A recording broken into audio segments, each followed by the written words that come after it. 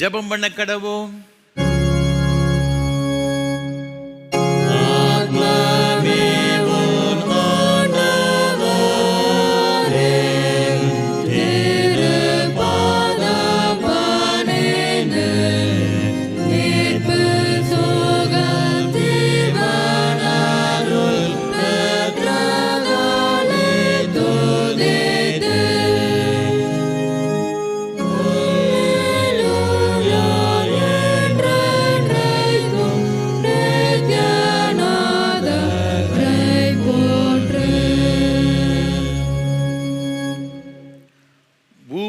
கடையாந்தரங்களை சிருஷ்டித்த கர்த்தராகிய அநாதி தேவன் சோர்ந்து போவதும் இல்லை, இளைப்படைவதும் இல்லை.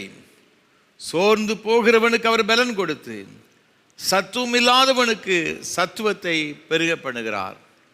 நிச்சயமாகவே முடிவு உண்டு, உன் நம்பிக்கை வீண் போகாது. மகா பரிசுத்தமும் அன்பும் கிருபைகளும் நிறைந்த பரலோக பிதாவே, இந்த மகிமையான காலை திருவிருந்து ஆராதனைக்காக நன்றி செலுத்துகிறோம். உம்முடைய திருச்சமூகத்திலே நாங்கள் எல்லாரும் கூடி வரவும், உம்மை ஆராதிக்கவும், உம்முடைய திருப்பந்தியிலே பங்கு பெறவும் எங்களை அழைத்து கொண்டு வந்த தயவுக்காக உமக்கு ஸ்தோத்திரம்.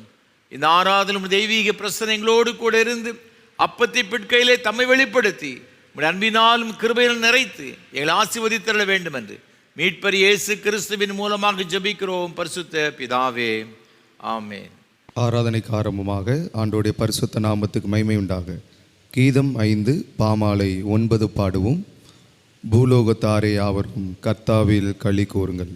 கீதம் 5 பாமாலை 9 பாடுவோம்.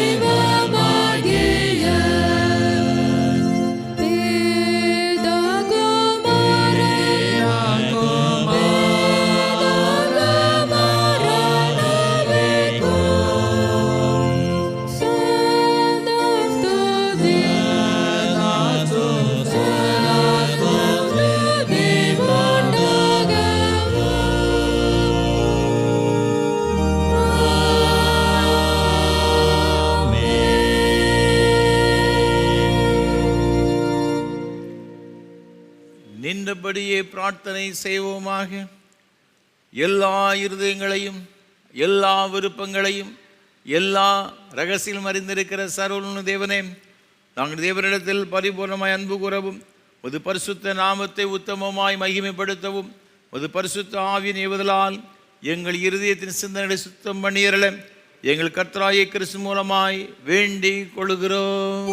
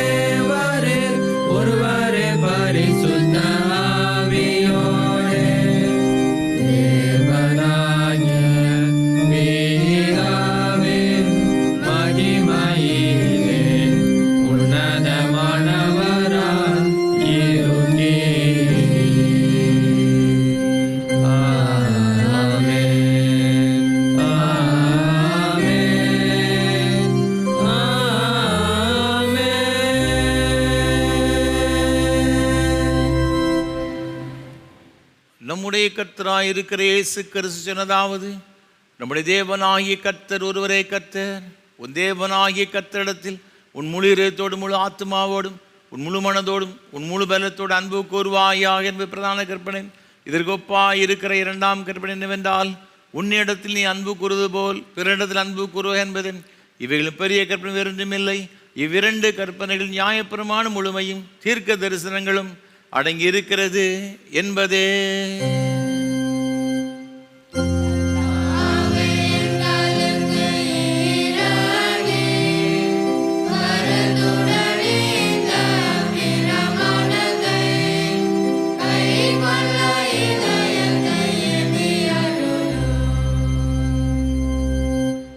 பிரியமானவர்களே, நாம் இப்பொழுது தேவனுடைய மகா பரிசுத்த வசனத்தை கேட்கவும் ஆண்டவருடைய சரீரத்தையும் இரத்தத்தையும் பெற்றுக்கொள்ளவும் இங்கே கூடி வந்திருக்கிறோம். உத்தம மனஸ்தாபத்தோடும் உண்மையான விசுவாசத்தோடும் அவரிடத்தில் கிட்டி சேருவதற்காக தேவனுடைய கிருபையை தேடி முழங்கால் படியிட்டு மௌனமாக நம்மை நாமே சோதித்து அறிவோமாக. உங்கள் பாவங்கள் நிமித்தம் முழு இருதயத்தோடு உண்மையாய் மனஸ்தாபப்பட்டு பிறரது அன்பும் சிநேகமாயிருந்து இனி தேவனுடைய கற்பனைகளை கை கொண்டு புதிதாக்கப்பட்டவர்களாக அவருடைய பரிசுத்த மார்க்கத்தில் நடப்போம் என்று தீர்மானத்தில் நீங்கள் நமது ஆண்டவர் இயேசு கிறிஸ்துவின் மூலமாய் சர்வ வல்லமை உள்ள ஆண்டவரோடு ஒப்புரவாகும்படி உன் பாவங்களை மனத்தாழ்மையாய் அறிக்கையிடுங்கள். மனதுருக்கத்தின் ஆண்டவரே, மனதுருக்கத்தின் ஆண்டவரே, உமக்கு விரோதமாகவும் எங்கள் சகோதர சகோதரிகளுக்கு விரோதமாகவும் பாவம் செய்துள்ளோம் என்று அறிக்கையிடுகிறோம். கிறிஸ்துவின் நாமத்தை சொல்லியும் தீமை விட்டு விலகவில்லை. இயேசு கிறிஸ்து காட்டிய நீதி வழியில் உம்மை நாங்கள் உண்மையாக பின்பற்றவில்லை. உம்முடைய விடுதலை அருள்படியில் இவ்வுலகில் மோடு நாங்கள் சேர்ந்து செயலாற்றவில்லை என்று அறிக்கையிடுகிறோம். கிருபை நிறைந்த ஆண்டவரே, நம்முடைய மிகுந்த இரக்கத்தினால் பாவமறை எங்களை சுத்திகரியும். பரிசுத்த ஆவியினால் விடுதலை பெறவும் புது ஜீவன் உள்ளவர்களாய் வாழவும் உம்மோடும் சக மனிதரோடும் சமாதானத்தோடு வாழவும் அருள் புரிந்தருளும். ஆமேன். இயேசு கிறிஸ்துவின் மூலமாக உண்மையாய் மனம் திரும்புகிற யாவருக்கும் அருளப்படுகிற கிருபை நிறைந்த தேவ வசனத்தை கேளுங்கள். மேற்குக்கு கிழக்குக்கு எவ்வளவு தூரமோ அவ்வளவு தூரமாய் அவர் நம்முடைய பாவங்களை நம்மை விட்டு விலக்கினார். வருத்தப்பட்டு பாரம் சுமக்கிறவர்களே, நீங்கள் எல்லாரும் என்னிடத்தில் வாருங்கள், நான் உங்களுக்கு இளைப்பாறுதல் தருவேன். தேவன் தம்முடைய ஒரே பேரான குமாரனை விசுவாசிக்கிறவன் எவனோ அவன் கெட்டு போகாமல் நித்திய ஜீவன் அடைபடிக்கு அவரை தந்தரளி இவ்வளவாய் உலகத்தில் அன்பு கூர்ந்தார். பாவிகளை ரட்சிக்க கிறிஸ்து இயேசு உலகத்தில் வந்தார் வார்த்தை உண்மையும் எல்லா அங்கீகரிப்புக்கும் பாத்திரமானது. நம்முடைய பரமபிதாவாகிய சர்வ வல்லமுள்ள கடவுள் உத்தம மனஸ்தாபத்தோடு உண்மையான விசுவாசத்தோடும் தம்முடைய மனம் திரும்பி தம்முடைய சகோதரர் சகோதரி குற்றங்கள் மன்னிக்கிற யாவருக்கும் பாவம் மன்னிப்பு அருளி செய்வோம் என்று மிகுந்த இரக்கமாக வாக்குத்தத்தம் செய்திருக்கிறார். அவர் நம்முடைய கர்த்தராக இருக்கிற இயேசு கிறிஸ்து நிமித்தம் உங்களுக்கு இறங்கி உங்கள் பாவங்கள் எல்லாவற்றையும் மன்னித்து அவைகளை விடுதலையாக்கி சகல நன்மையில் உறுதிப்படுத்தி நிலைநிறுத்தி நித்திய ஜீவகரையில் சேர்ப்பாராக.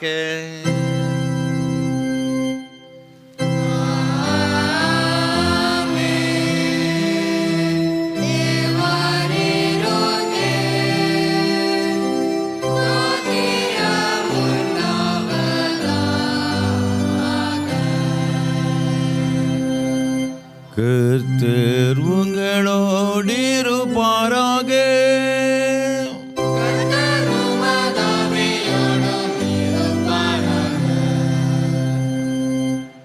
ஜெபம் பண்ண கடவோம்.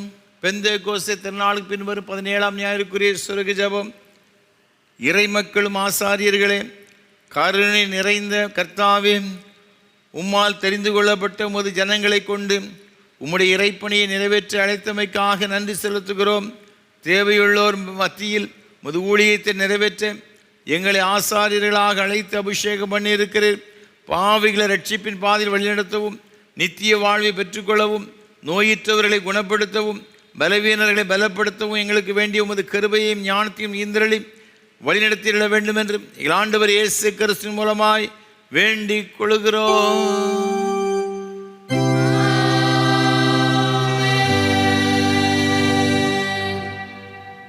உட்காருங்கள். வாசிக்க வேண்டிய நிருப வாக்கியம் அப்போஸ்தலனாகிய பேதுரு எழுதின பொதுவான முதலாம் நிருபம் 2ஆம் அதிகாரம் 1ஆம் வசனம் முதல் 10ஆம் வசனம் வரை அடங்கியிருக்கிற தேவனுடைய வார்த்தையை கேளுங்கள். 1 பேதுரு 2ஆம் அதிகாரம் 1ஆம் வசனம் முதல். இப்படி இருக்க கர்த்தர் தயவுள்ளவர் என்பதை நீங்கள் ருசி பார்த்தது உண்டானார். சகல துர்க்குணத்தையும் சகலவித கபடத்தையும் வஞ்சகங்களையும் பொறாமைகளையும் சகலவித புறங்கூறுதலையும் ஒழித்துவிட்டு நீங்கள் வளரும்படி புதிதாய் பிறந்த குழந்தைகளைப் போல திருவசனமாகிய களங்கமில்லாத ஞானப்பாலின் மேல் வாஞ்சியாயிருங்கள். மனுஷரால் தள்ளப்பட்டதாயினும் தேவனால் தெரிந்து கொள்ளப்பட்டதும் விலையேற பெற்றதுமாயிருக்கிற ஜீவனுள்ள கல்லாகிய அவரிடத்தில் சேர்ந்தவர்களாகிய நீங்களும் ஜீவனுள்ள கற்களைப் போல ஆவிக்கேற்ற மாளிகையாகவும் இயேசு கிறிஸ்து மூலமாய் தேவனுக்கு பிரியமான ஆவிக்கேற்ற பலிகளை செலுத்தும்படிக்கு பரிசுத்த ஆசாரிய கூட்டமாகவும் கட்டப்பட்டு வருகிறீர்கள்.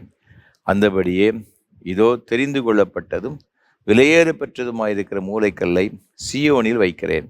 அதன் மேல் விசுவாசமாய் இருக்கிறவன் வெட்கப்படுவதில்லை என்று வேதத்திலே சொல்லியிருக்கிறது. ஆகையால் விசுவாசிக்கிற உங்களுக்கு அது விலையேற பெற்றது. கீழ்ப்படியாமல் இருக்கிறவர்களுக்கோ வீட்டை கட்டுகிறவரால் தள்ளப்பட்ட பிரதான மூலைக்கல்லாகிய அந்த கல் இடறுதற்கு ஏதுவான கல்லும் விழுதற்கு ஏதுவான கண்மலையும் ஆயிற்று. அவர்கள் திருவசனத்திற்கு கீழ்ப்படியாதவர்களாயிருந்து இடறுகிறார்கள். அதற்கென்றே நியமிக்கப்பட்டவர்களாயும் இருக்கிறார்கள். நீங்களோ உங்களை அந்தகாரத்தினின்று தம்முடைய ஆச்சரியமான ஒளியிடத்திற்கு வரவழைத்தவருடைய புண்ணியங்களை அறிவிக்கும்படிக்கு தெரிந்து கொள்ளப்பட்ட சந்ததியாயும் ராஜரீகமான ஆசாரிய கூட்டமாயும் பரிசுத்த ஜாதியாயும் அவருக்கு சொந்தமான ஜனமாயும் இருக்கிறீர்கள். முன்னே நீங்கள் தேவனுடைய ஜனங்களாய் இருக்கவில்லை, இப்பொழுதோ அவருடைய ஜனங்களாய் இருக்கிறீர்கள். முன்னே நீங்கள் இரக்கம் பெறாதவர்களாய் இருந்தீர்கள், இப்பொழுதோ இரக்கம் பெற்றவர்களாய் இருக்கிறீர்கள் என்பது. இது ஆண்டவரின் திருவார்த்தை.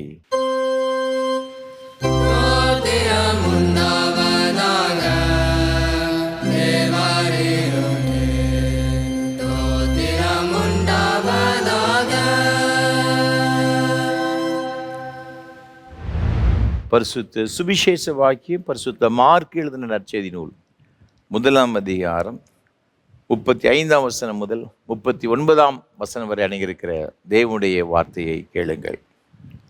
பரிசுத்த மார்க் எழுதின நற்செய்தி நூல் 1ஆம் அதிகாரம் 35ஆம் வசனம் முதல் அடங்கியிருக்கிற தேவனுடைய வார்த்தையை கேளுங்கள். இயேசு அதிகாலையில் இருட்டோடு எழுந்து புறப்பட்டு வனாந்தரமான ஒரு இடத்திற்கு போய் அங்கே ஜெபம் பண்ணினார். சீமோனும் அவனோடே இருந்தவர்களும் அவரை பின்தொடர்ந்து போய் அவரை கண்டபோது, உம்மை எல்லாரும் தேடுகிறார்கள் என்று சொன்னார்கள்.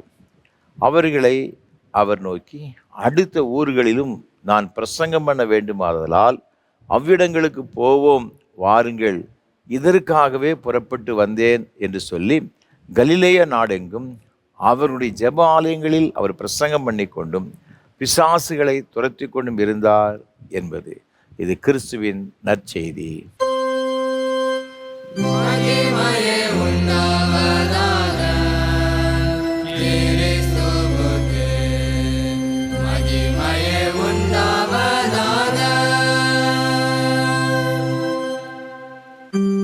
வானத்தையும் பூமியையும்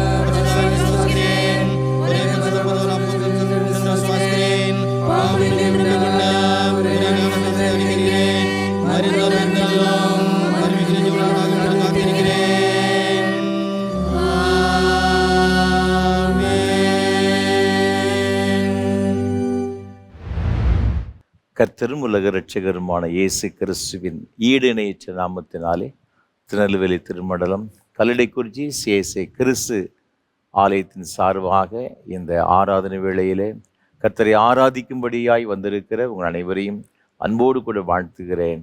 ஆண்டவருடைய கிருபையும் ஆசீர்வாதமும் உங்கள் ஒவ்வொருவரோடும் எப்பொழுதும் என்றென்றைக்கும் நிலைத்திருப்பதாக. இந்த நாளில் உங்களோடு கூட சேர்ந்து கர்த்தரை ஆராதிப்பை நான் மிகுந்த மகிழ்ச்சி அடைகிறேன். கர்த்தரை துதிக்கிறேன், ஆண்டவரை ஸ்தோத்தரிக்கிறேன். விசேஷமாக இந்த நல்ல வாய்ப்புகளை நமக்கு ஒவ்வொரு வாரமும் தந்து கொண்டு வருகிற நம்முடைய அன்பிற்கும் மரியாதைக்கும் உரிய அருமையான சாது சுந்தர் செல்வராஜ் ஐயா அவர்களுக்காக உள்ளத்தின் ஆழத்திலிருந்து கர்த்தரை துதிக்கிறேன். நம்ம எல்லாரும் ஆண்டவருடைய ஆசீர்வாதங்களை பெற்றுக்கொள்ள வேண்டும், கர்த்தரை ஆராதிக்க வேண்டும் என்ற ஒரு பெரிய தரிசனத்தோடு வாஞ்சியோடு கூட சாது ஐயா அவர்கள் நமக்கு இதை ஏற்படுத்தி கொடுத்திருக்கிறார்கள். கர்த்தர் தாமே சாது அவர்களையும் அவர் செய்து கொண்டு வருகிற ஏஞ்சல் தொலைக்காட்சி ஊழியங்கள் மற்றும் இயேசு ஊழியங்களை அபரிவிதமாய் ஆசீர்வதிப்பாராக.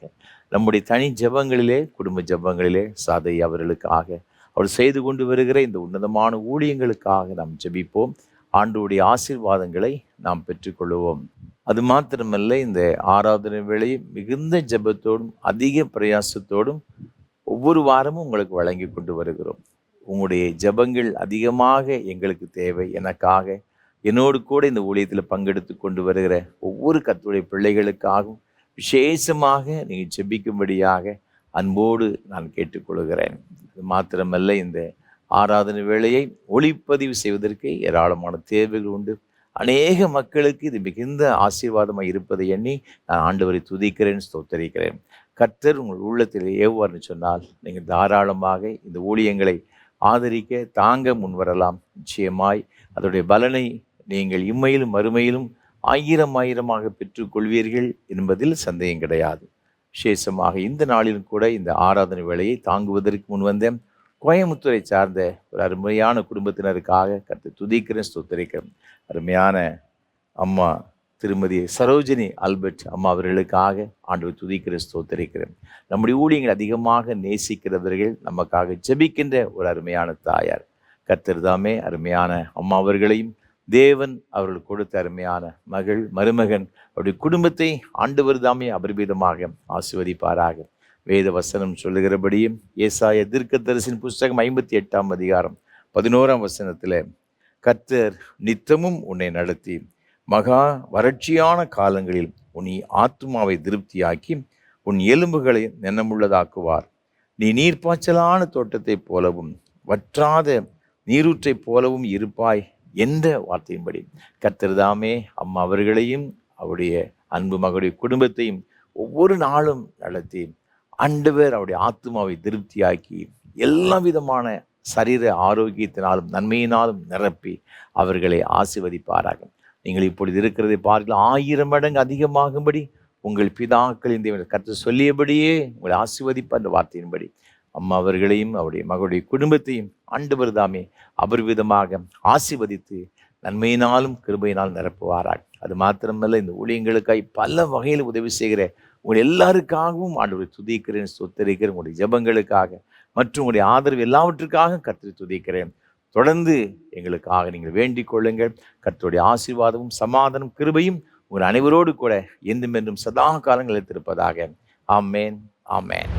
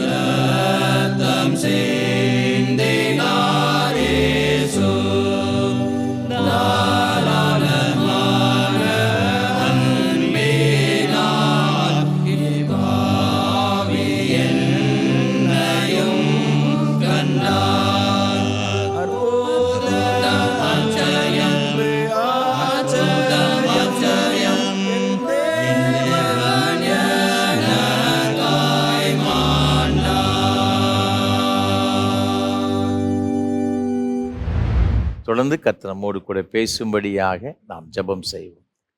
நேசிக்கிற நல்ல தகப்பனே, உம்முடைய திரு வார்த்தைகளை நாங்கள் கேட்க வந்திருக்கிறோம். எங்களோடு கூட பேசும் ஆண்டவரே, இன்றைக்கு நாங்கள் கேட்கின்ற உம்முடைய வார்த்தைகள், உம்முடைய வேத வசனங்கள் எங்கள் ஒவ்வொருடைய ஆவி, ஆத்மா, சரீரத்திற்கு மிகவும் ஆசீர்வாதமாகவும் ஆறுதலாகவும் அது மகிழ்ச்சியாகவும் அமைவதற்கு கர்த்தர் உதவி செய்வீராக. நீர் மாத்திரம் எங்களோடு கூட பேசும் ஆண்டவரே, என்னை மறைத்து நீர் வெளிப்படும். உம்முடைய கிருபையினால் எங்கள் ஒவ்வொருவரையும் நிரப்பும். தாழ்த்தி உமது கரத்தில் ஒப்பு கொடுக்கிறோம், நீர் பொறுப்படுத்திக் கொள்ளும். மீட்பர் இயேசு கிறிஸ்துவின் பரிசுத்த நாமத்தில் ஜெபிக்கிறோம் தூய பிதாவே, ஆமென். கிறிஸ்துவுக்குள் மிகவும் அன்பானவர்களே, ஆண்டவர் இயேசு கிறிஸ்துவின் நாமத்தினாலே மீண்டும் உங்களை எல்லாரையும் அன்போடு கூட வாழ்த்துகிறேன். ஆண்டவருடைய கிருபையும் சமாதானமும் உங்களோடு கூட இன்றுமென்றும் சதா காலங்களிலும் நிலைத்திருப்பதாக. இந்த நாளிலும் கூட நாம் சிந்திக்கும்படியாக நமக்கு கொடுக்கப்பட்டிருக்கின்ற தியான பொருள், தியான தலைப்பு எதுவென்றால், இறைமக்களும் ஆசாரியர்களே. இறைமக்கள் என்று சொன்னால் யார்?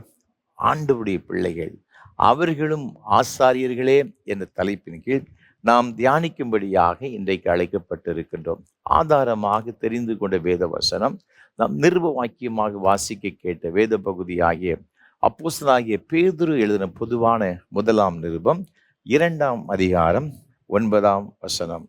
நீங்களோ உங்களை அந்தகாரத்தினின்று தம்முடைய ஆச்சரியமான ஒளியினிடத்திற்கு வரவழைத்தவருடைய புண்ணியங்களை அறிவிக்கும்படிக்கு தெரிந்து கொள்ளப்பட்ட சந்ததியாயும் ராஜரீகமான ஆசாரிய கூட்டமாயும் பரிசுத்த ஜாதியாயும் அவருக்கு சொந்தமான ஜனமாயும் இருக்கிறீர்கள்.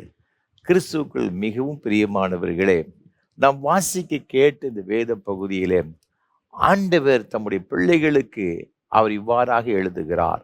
நீங்களோ என்று சொல்லப்பட்டிருக்கிறது. நீங்களோ என்று சொன்னால் யார்? நீங்கள் 1ஆம் அதிகாரத்தில் வாசித்து பார்க்கும் பொழுது 2ஆம் வசனம் சொல்லுகிறது, இயேசு கிறிஸ்துவுடைய இரத்தம் தெளிக்கப்படுதலுக்கும் தெரிந்து கொள்ளப்பட்ட பரதேசிகளுக்கும் எழுதுகிறதாவது என்று சொல்லப்பட்டிருக்கிறது. அப்போ தெரிந்து கொள்ளப்பட்ட மக்கள் என்று வேதத்தில் சொல்லப்பட்டிருக்கிறது. அவர்கள் யார்? 4ஆம் வசனத்தின் கடைசி பகுதி சொல்லப்பட்டிருக்கிறது, தமது மிகுந்த இரக்கத்தின்படியே நம்மை மறுபடியும் ஜெனிப்பித்தார். அப்படி என்றால் என்ன பொருள்? மறுபடியும் பிறந்தவர்கள், ரட்சிக்கப்பட்டவர்கள் என்று வேதத்தில் சொல்லப்பட்டிருக்கு. இவர்களை குறித்து வேதம் என்ன சொல்லுகிறது? நீங்கள் வெளிப்படுத்துகிற விசேஷம் 1ஆம் அதிகாரத்தை வாசித்து பார்க்கும் பொழுது 6ஆம் அதிகாரத்தில் இங்கு வேதம் இவ்வாறாக சொல்லுகிறது. வெளிப்படுத்தல் 1:6 நம்மிடத்தில் அன்பு கூர்ந்து தமது இரத்தத்தினாலே நம்முடைய பாவங்களற நம்மை கழுவி என்று சொல்லப்பட்டிருக்கிறது. இந்த தெரிந்து கொள்ளப்பட்டவர்கள், மறுபடியும் பிறந்தவர்கள் யார் என்று சொன்னால், இயேசுவின் இரத்தத்தினால் கழுவப்பட்டவர்கள் என்று சொல்லப்பட்டிருக்கிறது. அந்த இயேசுவின் இரத்தத்தினால் கழுவப்பட்டவர்களுக்கு தேவன் கொடுக்கிற ஒரு பாக்கியத்தை தான் இங்கு 1 பேதுரு 1ஆம் அதிகாரம் 9ஆம் வசனம் சொல்லப்பட்டிருக்கிறது. நீங்களோ என்று சொல்லி இந்த ஜனங்களை பார்த்து சொல்லுகிறார். அவர் எப்படிப்பட்டவர்களாம்? இங்கு வேதம் மிக அழகாக சொல்லுகிறது, அவர்கள் தெரிந்து கொள்ளப்பட்ட சந்ததி, ராஜரீகமான ஆசாரிய கூட்டம், பரிசுத்த ஜாதி, அவருக்கு சொந்த ஜனம். அப்ப ஆண்டவருடைய இரத்தத்தினால் கழுவப்பட்டவர்கள், மறுபடியும் பிறந்தவர்களை பார்த்து வேதம் சொல்லுகிறது, அவர்கள் தெரிந்து கொள்ளப்பட்டவர்கள், ராஜரீகமான ஆசாரிய கூட்டம், பரிசுத்த ஜாதி, அவருடைய சொந்த ஜனம். இதைத்தான் வெளிப்படுத்தல் 1:6 சொல்லப்பட்டிருக்கிறது. நம்மிடத்தில் அன்பு கூர்ந்து தமது இரத்தத்தினாலே நம்முடைய பாவங்களை நம்மை கழுவி தம்முடைய பிதாவாகிய தேவனுக்கு முன்பாக நம்மை ராஜாக்களும் ஆசாரிகளும் ஆக்கின அவருக்கு மகிமையும் வல்லமையும் என்றென்றைக்கும் உண்டாயிருப்பதாக. நம்ம எல்லாரையும் ஆண்டவர் என்ன செய்துட்டார் அப்படி பார்த்தீங்கன்னா, ராஜாக்களாக, ஆசாரியர்களாக மாற்றிவிட்டார்.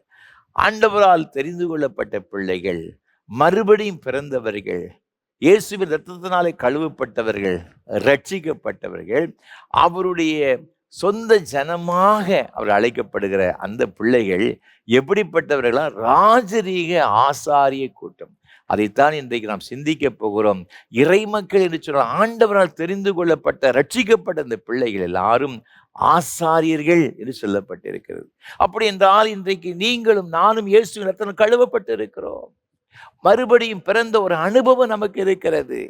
நம்மை பரிசுத்த ஜாதியாக தேவன் முன்ன தெரிந்து கொண்டார், நம்மை அழைத்திருக்கின்றார். அப்ப நாம யார் அப்படின்னு பார்த்தீங்கன்னா ஆசாரிய கூட்டம். அப்ப இந்த ஆசாரிய கூட்டமாக இருக்கின்ற இந்த இறைமக்கள் என்ன செய்ய வேண்டும் என்பதை குறித்து தான் இன்றைக்கு நம்மளோடு கூட நான் பகிர்ந்து கொள்ள போகிறேன். அப்போ இறைமக்களாக இருக்கின்ற இந்த ஜனங்கள் ஆசாரிய கூட்டமாய் அழைக்கப்பட்டிருக்கிறபடியினால் இந்த ஆசாரியர்களாய் தெரிந்து கொள்ளப்பட்ட இந்த ஜனங்கள் என்ன செய்ய வேண்டும் என்பதை நாம் குறித்து பார்க்கும் பொழுது இங்கு வெளிப்படுத்த எபிரேயருக்கு நிருபத்தில் வேதம் மிக அழகாக சொல்லுகிறது. அவருடைய முதல் கடமை முதல்ல என்ன செய்யணும் அப்படின்னு பார்த்தீங்கன்னா, இந்த 5ஆம் அதிகாரம் 1ஆம் வசனம் இவ்வாறாக சொல்லுகிறது. அன்றியும் மனுஷரில் தெரிந்து கொள்ளப்பட்ட எந்த பிரதான ஆசாரியனும் பாவங்களுக்காக காணிக்கைகளையும் பலிகளையும் செலுத்தும்படி மனுஷருக்காக தேவ காரியங்களை பற்றி நியமிக்கப்படுகிறார். அப்படி என்றால் இந்த ஆசாரியன் என்ன செய்ய வேண்டும்? இறைமக்கள் ஆசாரியர்களாக தெரிந்து கொள்ளப்பட்டவர் என்ன செய்ய வேண்டும் என்று சொன்னால், மனிதருக்காக தேவ காரியங்களை பற்றி நியமிக்கப்படுகிறான். நீங்கள் 3ஆம் வசனத்தை வாசித்து பார்க்கும் பொழுது, அவன் ஜனங்களுடைய பாவங்களுக்காக பலியிட வேண்டியது போல என்று எழுதப்பட்டிருக்கிறது. அப்போ ஜனங்களுக்காக தேவ சமூகத்தில் என்ன செய்யணும் பார்த்தீங்கன்னா, இந்த ஆசாரியர்கள் நிற்க வேண்டும். தீர்க்கதரிசிகள் தேவனுக்காக ஜனங்களுக்கு முன்பாய் நிற்கிறவர்கள். தீர்க்கதரிசிகளுடைய ஊழியங்கள் என்னவென்றால், ஆண்டவருடைய வார்த்தைகளை சுமந்து கொண்டு ஆண்டவர் இந்த ஜனங்களுக்கு என்ன வார்த்தைகளை சொல்லுகின்றாரோ, என்ன எச்சரிப்பின் சத்தத்தை கொடுக்க வேண்டும் என்று விரும்புகிறாரோ, அதையெல்லாம் இந்த தீர்க்கதரிசியுடைய இருதயத்தில் வைத்து விடுவார், வாயிலை போட்டு விடுவார். அதை அப்படியே ஜனங்கள்கிட்ட போய் சொல்ல வேண்டியதுதான் அவருடைய கடமை. பெரும்பாலும் இந்த பழைய ஏற்பாட்டு தீர்க்கதரிசிகளை பார்த்தீங்கன்னா பல எச்சரிப்புகளை கொடுக்கின்றதை பார்க்கிறோம். சில இடங்களில் ஜனங்களுக்கு ஆலோசனை கொடுத்து அவர்களை எப்படி நடக்க வேண்டும் என்று சொல்வதை குறித்து பார்க்கின்றோம். பெரும்பாலான தீர்க்கதரிசிகள் ஜனங்கள் சில தவறுகளை சுட்டி காட்டுகிற நிமித்தமாக ஜனங்களுடைய கோபத்திற்கு ஆளாகி இருக்கின்றார்கள். எலியா சொன்ன வார்த்தை நிமித்தமாக, அவன் செய்த காரியத்தின் நிமித்தம் ஏசபேல் எலியாவுடைய தலையை வாங்க வேண்டும் என்று நினைத்ததாக வேதத்தில் பார்க்கிறோம். எரேமியா தீர்க்கதரிசி இஸ்ரவேல் ஜனங்களுடைய தவறுகளை சுட்டி காட்டு நிமித்தமாக பாழு கிணத்துல போட்டு படாத பாடுபடுத்தி விட்டார்கள். ஏசாயா தீர்க்கதரிசியின் முடிவை குறித்து பார்க்கும் பொழுது அவரை வாளால் அறுத்து கொலை செய்து விட்டார்களாம். இது ஏன் அப்படின்னு பார்த்தீங்கன்னா, இவங்கெல்லாம் பூசி மெழுகுகிற ஊழியங்களை செய்ய மாட்டார்கள். இந்த தீர்க்கதரிசிகள் என்பது கண்டித்து உணர்த்துகிற ஒரு ஊழியம் தான். தேவன் என்ன சொல்லுகிறார் அப்படியே ஜனங்கள்கிட்ட சொல்ல வேண்டியது, எச்சரிக்க வேண்டியது தான் தீர்க்கதரிசியுடைய கடமை, ஊழியம்.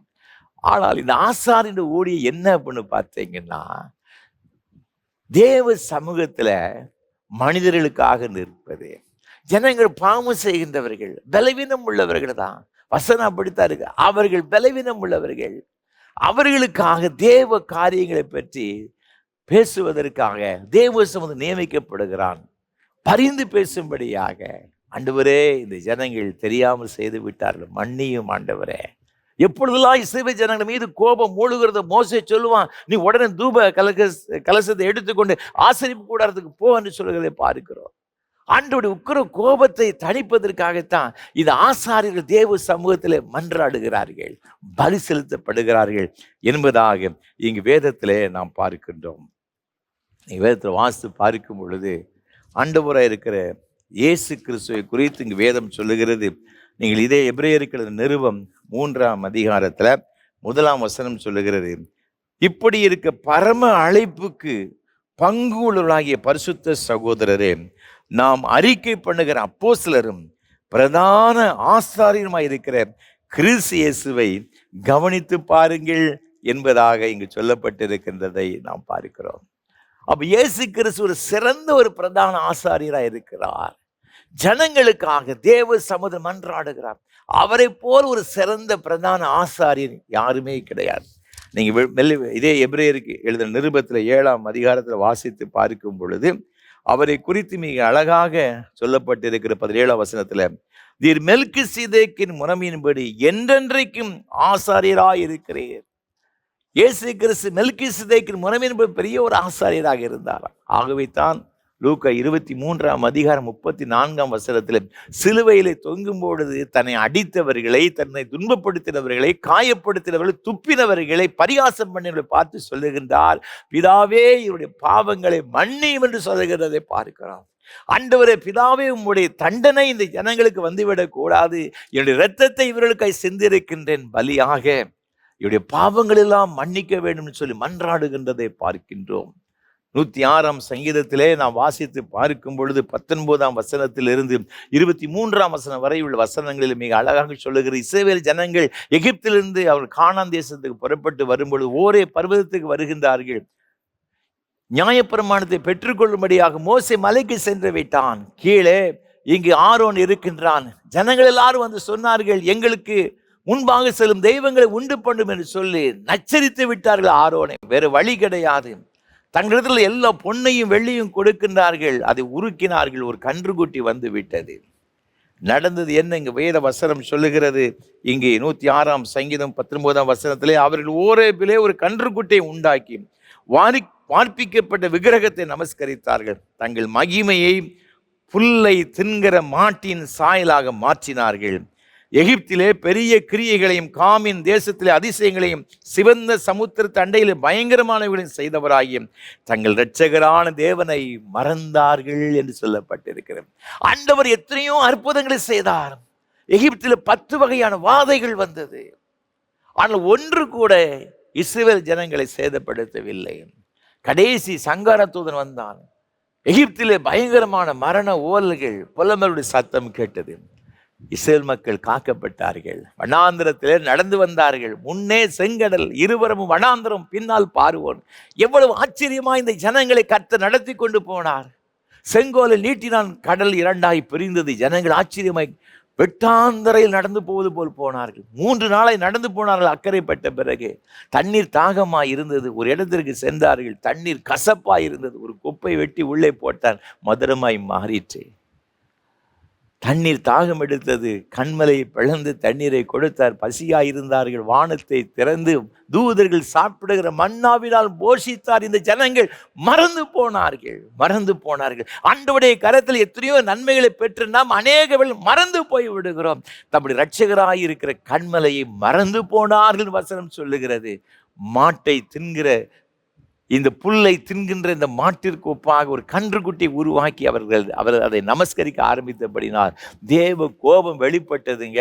மோசே என்ன செய்தான் தெரியுமா? ஆண்டவர் சொன்னாரு, மோசே என்னை விட்டுவிடு, நான் உன்னை ஆசீர்வதிக்கிற ஜனங்களை அழிக்க போறேன்னு சொன்ன உடனே, நல்லது ஆண்டவர், இந்த ஜனங்களை அழித்து விட்டு வணங்கா கழுத்துல ஜனங்களை சொல்லிவிட்டு அவர்கள் ஆண்டவருடைய கோபத்துக்கு இடமாக அவர் விட்டுவிடவில்லை. அவருடைய கால்களை இருக்க பிடித்து கொண்டார். ஆண்டவரே, இந்த ஜனங்களுடைய பாவங்களை மன்னித்து அருகில் மன்னியும் இல்லாவிட்டாலும் ஜீவ புஸ்தகம் என் பெயரை கிறுக்கி போடும் என்று சொல்லி தேவ சமூகத்தில் கதறினான். 23ஆம் வசனம் சொல்லுகிறது, ஆகையால் அவர்கள் நாசம் பண்ணுவேன் என்றால் அப்பொழுது அவரால் தெரிந்து கொள்ளப்பட்ட மோசே அவர் அழிக்காதபடிக்கு அவருடைய உக்கிர கோபத்தை ஆற்றும் பொருட்டு அவருக்கு முன்பாக திறப்பின் வாயிலே நின்றான் என்பதாக சொல்லப்பட்டிருக்கிறது. அன்பான ஆண்டவருடைய பிள்ளைகளே, ஒரு ஆசாரியனுடைய வேலை என்ன தெரியுமா? தேவ சமூகத்திலே மனிதனுக்காக, ஆண்டவரே இந்த ஜனங்கள் பாவம் செய்து விட்டால் மன்னியும் என்று சொல்லி கதற வேண்டும். தேவ சமூகத்திலே அவர்களுக்கு நிற்க வேண்டும். இதுதான் ஆசாரியனுடைய வேலை. இறை மக்கள் ஒவ்வொருவரும் செய்ய வேண்டிய ஒரு காரியம்.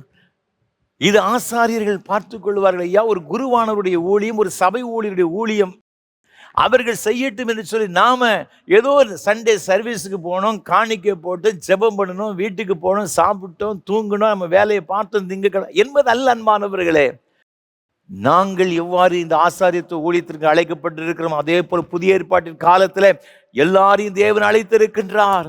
பழைய ஏற்பாட்டு காலத்தில் ஆரோனுடைய சந்ததியில் தான் இந்த ஆசாரிகள் எழும்பினார்கள். புதிய ஏற்பாட்டின் காலத்தில் இயேசு கிறிஸ்து விசுவாசி, இயேசு கிறிஸ்து தெய்வமாய் கொண்டிருந்த ஒவ்வொரு பிள்ளையுடைய வாழ்க்கையிலும் அவர் ஆசாரிகளாக இருக்க வேண்டும் என்று தேவன் எதிர்பார்க்கின்றார்.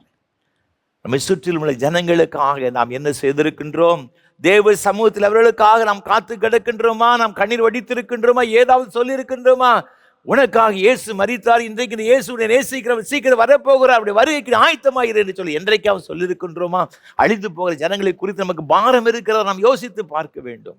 டேவிட் பிரைனேட் சொல்லப்பட்ட ஒரு தேவ மனுஷனுக்குள் சொல்லப்பட்டிருக்க அமெரிக்க பூர்வீக குடிகளுக்கு மத்தியில் வல்லமையை ஊழியம் செய்த ஒரு ஊழியக்காரர். வெகு ஆண்டுகள் கிடையாதுங்க, 29 ஆண்டுகள் தான் உயிர் வாழ்ந்தார். தன்னுடைய காலமெல்லாம் ஆண்டவருக்கு ஒப்பு கொடுத்தார். அவர் சொன்னார், என்னுடைய வாழ்க்கையே கர்த்தருக்கு பலிபீடமாய் ஒப்பு கொடுக்கிற இந்த பலிபீடத்திலே தேவனுக்காக, இந்த ஜனங்களுக்காக தேவ சமுதிரம் கிடைக்கும் சொல்லுவதாக என்று சொல்லி அவர் தன்னுடைய வாழ்க்கையே என்ன செய்தார், ஆண்டவருக்கு ஒப்பு கொடுத்தார். அதிகமான ஜெபங்கள், பலவீனங்களுக்கு மத்தியிலே தன்னுடைய வாழ்க்கையை முற்றிலுமாக அந்த ஜனங்களுக்காக ஒப்பு கொடுத்து மரித்து போனார். ஒரு பெரிய எழுப்புதல் அமெரிக்க தேசத்தில் எழும்பிற்று. அது மாத்திரமல்ல, இங்கிலாந்து தேசத்தை சார்ந்த, வேல்ஸ் தேசத்தை சார்ந்த அருமையான ஊழியக்காரர் டேவிட் லிவிங்ஸ்டன் ஆப்பிரிக்க தேசத்துக்கு சென்றார். இருண்ட கண்டம் என்று அழைக்கப்பட்ட அந்த தேசத்திற்குள்ளாக பல 100 மைல்கள், ஆயிரக்கணக்கான மைல்கள் நடந்தே சென்றார். பயங்கரமான வியாதிகள் அவருக்கு வந்தது. சுகாதாரம், சரியான சுகாதாரம் கிடையாது, மின்சார வசதி கிடையாது, நாகரிகம் எதுவும் கிடையாது. அவர் உள்ளே சென்று எப்படியா இருந்து ஜனங்கள், இருண்ட கண்டத்திற்கு இந்த ஜனங்கள் இயேசுவை அறிந்து கொள்ள வேண்டும், அடிமை வியாபாரம் கொடிகட்டி பறந்தது, அதை நிறுத்த வேண்டும், இந்த ஜனங்கள் ரட்சிக்கப்பட வேண்டும், ஒரு பெரிய தாகத்தோடு கூட அவர் சென்றார். பல மாதங்களாக அவரிடமிருந்து எந்த ஒரு பதிலும் அவரை அனுப்பின மிஷனரி சொசைட்டிக்கு வரவில்லை. ஆகவே அவர் நியூயார்க் ஹெரால்டு சொல்லப்பட்ட ஒரு பத்திரிகையின் சார்பாக ஒரு மனிதரை, ஸ்டான்லின்னு சொல்லப்பட்ட ஒரு மனிதனை அவர் தேடி பிடிக்கும்படியாக அனுப்பப்பட்டார். இவர் பார்த்து, அவர் ஊழியத்தை பார்த்து அதிசயப்பட்டு போனார். இந்த ஹென்றி மார்டின் ஸ்டான்லின்னு சொல்லப்பட்ட இந்த மனிதர் ஒரு நாஸ்திகர், ஏத்திஸ்ட், கடவுள் என்று சொல்லுகிறவர். அவரை பார்த்தவொன்னே அவருக்கு ரொம்ப ஆச்சரியமாக இருந்துச்சு. டாக்டர் லிவிங்ஸ்டனை பார்த்தவொன்னே ரொம்ப ஆச்சரியப்பட்டார். காணாமல் போன மனிதனை கண்டுபிடித்தது போல ரொம்ப சந்தோஷப்பட்டார். 2-3 மாதங்களுக்கு மேலாக ரோடு கூட தங்கி திரும்பி வரும்போது அவர் சொன்னார், இந்த லிவிங்ஸ்டனுக்கு பார்ப்பதற்கு முன்பாக நான் ஒரு நாத்திகனாக இருந்தேன், ஆனால் இவருடைய வாழ்க்கை மூலமாக ஆண்டவனோடு கூட பேசினார், இந்த லிவிங்ஸ்டன் சொல்லுகிற இயேசுவை நான் ஏற்றுக்கொள்கிறேன் என்று சொன்னார். அந்த அளவிற்கு அவருடைய வாழ்க்கையை தன்னையே கர்த்தருக்காக அர்ப்பணித்தார். அந்த மக்கள் எப்படியா ரட்சிக்கப்பட வேண்டும் சொல்லி இரவு பகல தேவ சமூகத்தில் காத்திருந்தார். ஒரு நாள் பயங்கரமான ஒரு வியாதி, அவரால் சாப்பிட முடியவில்லை, அவர் இருமிக் கொண்டே இருந்தார். இரவு படுக்கைக்கு ஒரு சின்ன குடிசை தாங்க, அந்த குடிசை வீட்டிற்குள்ளாக சென்றார்.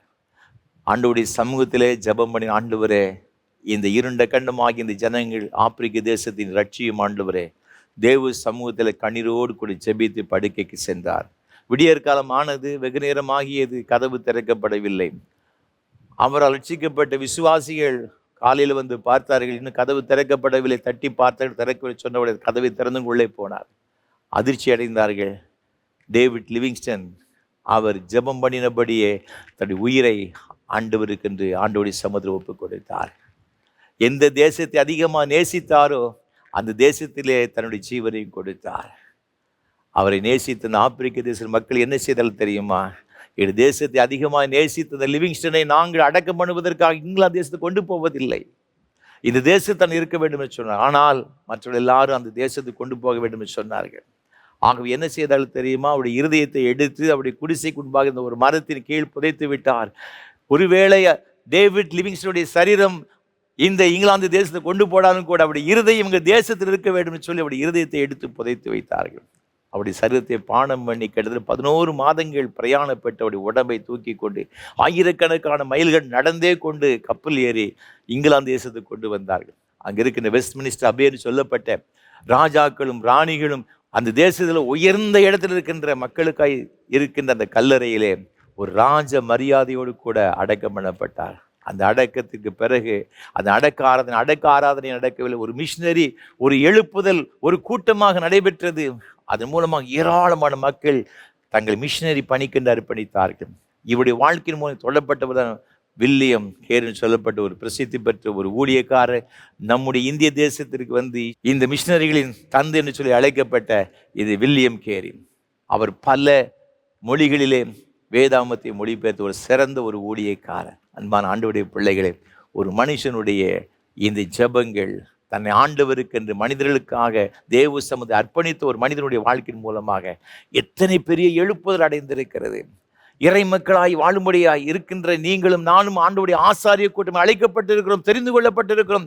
அந்த ஊழியத்தை நாம் உண்மையாய் செய்வோம் என்று சொன்னால் நம் மூலமாக ஒரு பெரிய எழுப்புதல் உண்டாகுங்க. தேசம் ரட்சிக்கப்படும். இந்த தேசத்திற்காக நாம் என்ன செய்திருக்கிறோம்? தேசத்திற்காக கண்ணீர் வடித்திருக்கின்றோமா? என் ஜனங்கள் ஆண்டவர் அறியாது இருக்கிற ஜனங்களுக்காக நாம் ஏதாவது செய்திருக்கின்றோமா? யோசித்து பாருங்கள், யோசித்து பாருங்கள். ஆண்டோடைய வருகையிலே ஒரு நாள் நம்மை பார்த்து கேட்பார், மகனே மகளே, எனக்காக நீ என்ன செய்தாய்? உனக்காக என் உயிரையே கொடுத்தேனப்பா, உனக்காக என் உயிரையே கொடுத்தேனம்மா, நீ எனக்கு என்ன செய்தாய்? நம்ம வெட்கத்தோட தேவ சமுதிரம் போக முடியுமா? யோசித்து பாருங்கள், யோசித்து பாருங்கள். ராஜரீகமான ஆசாரிய கோட்டை ஒரு பெரிய நல்ல பதவி தாங்க நமக்கு. அது உயர்ந்த ஒரு அந்தஸ்து நம்ம கௌரவப்படுத்தி இருக்கிறார். ஆனால் அந்த ராஜரீகமான ஆசாரிய கூட்டம் என்று அழைக்கப்படுகிற நம்முடைய வாழ்க்கை நமக்கு ரெஸ்பான்சிபிலிட்டி என்ன? இந்த ஜனங்களுக்காக, அழிந்து போகிற ஜனங்களுக்காக தேவ சமூகத்தில் நிற்கும்படியாக நாம் அழைக்கப்பட்டிருக்கின்றோம். அது மாத்திரமல்ல, இந்த ஆசாரியன் என்ன செய்ய வேண்டும்? இங்கே வேதத்தை நான் வாசித்து பார்க்கும் பொழுது இங்கே வேதம் மிக அழகாக சொல்லுகிறது. மல்கியாவின் புஸ்தகத்தில், மல்கியா தீர்க்கதரிசியின் புஸ்தகம் 2ஆம் அதிகாரத்தில் 6ஆம் வசனம் சொல்லுகிறது, சத்திய வேதம் அவன் வாயில் இருந்தது, அவனுடைய உதடுகளில் அநியாயம் காணப்படவில்லை. 7ஆம் வசனம், ஆசாரியனுடைய உதடுகள் அறிவை காக்க வேண்டும், வேதத்தை அவன் வாயிலே தேடுவார்களே, அவன் சேனைகளுடைய கர்த்தரின் தூதன். இந்த ஆசாரியன் என்ன செய்யணும் தெரியுமா? எப்படிப்பட்டவனாக இருக்கணும்? ஆசாரியனுடைய உதடுகள் அறிவை காக்க வேண்டும், அவன் வாயில் வேதம் இருக்கணுங்க, சத்திய வேதம் இருக்கணும். இறைமக்களாக இருக்கின்ற நாம் ஆசாரியர்களாக அழைக்கப்பட்டிருக்கின்றோம்.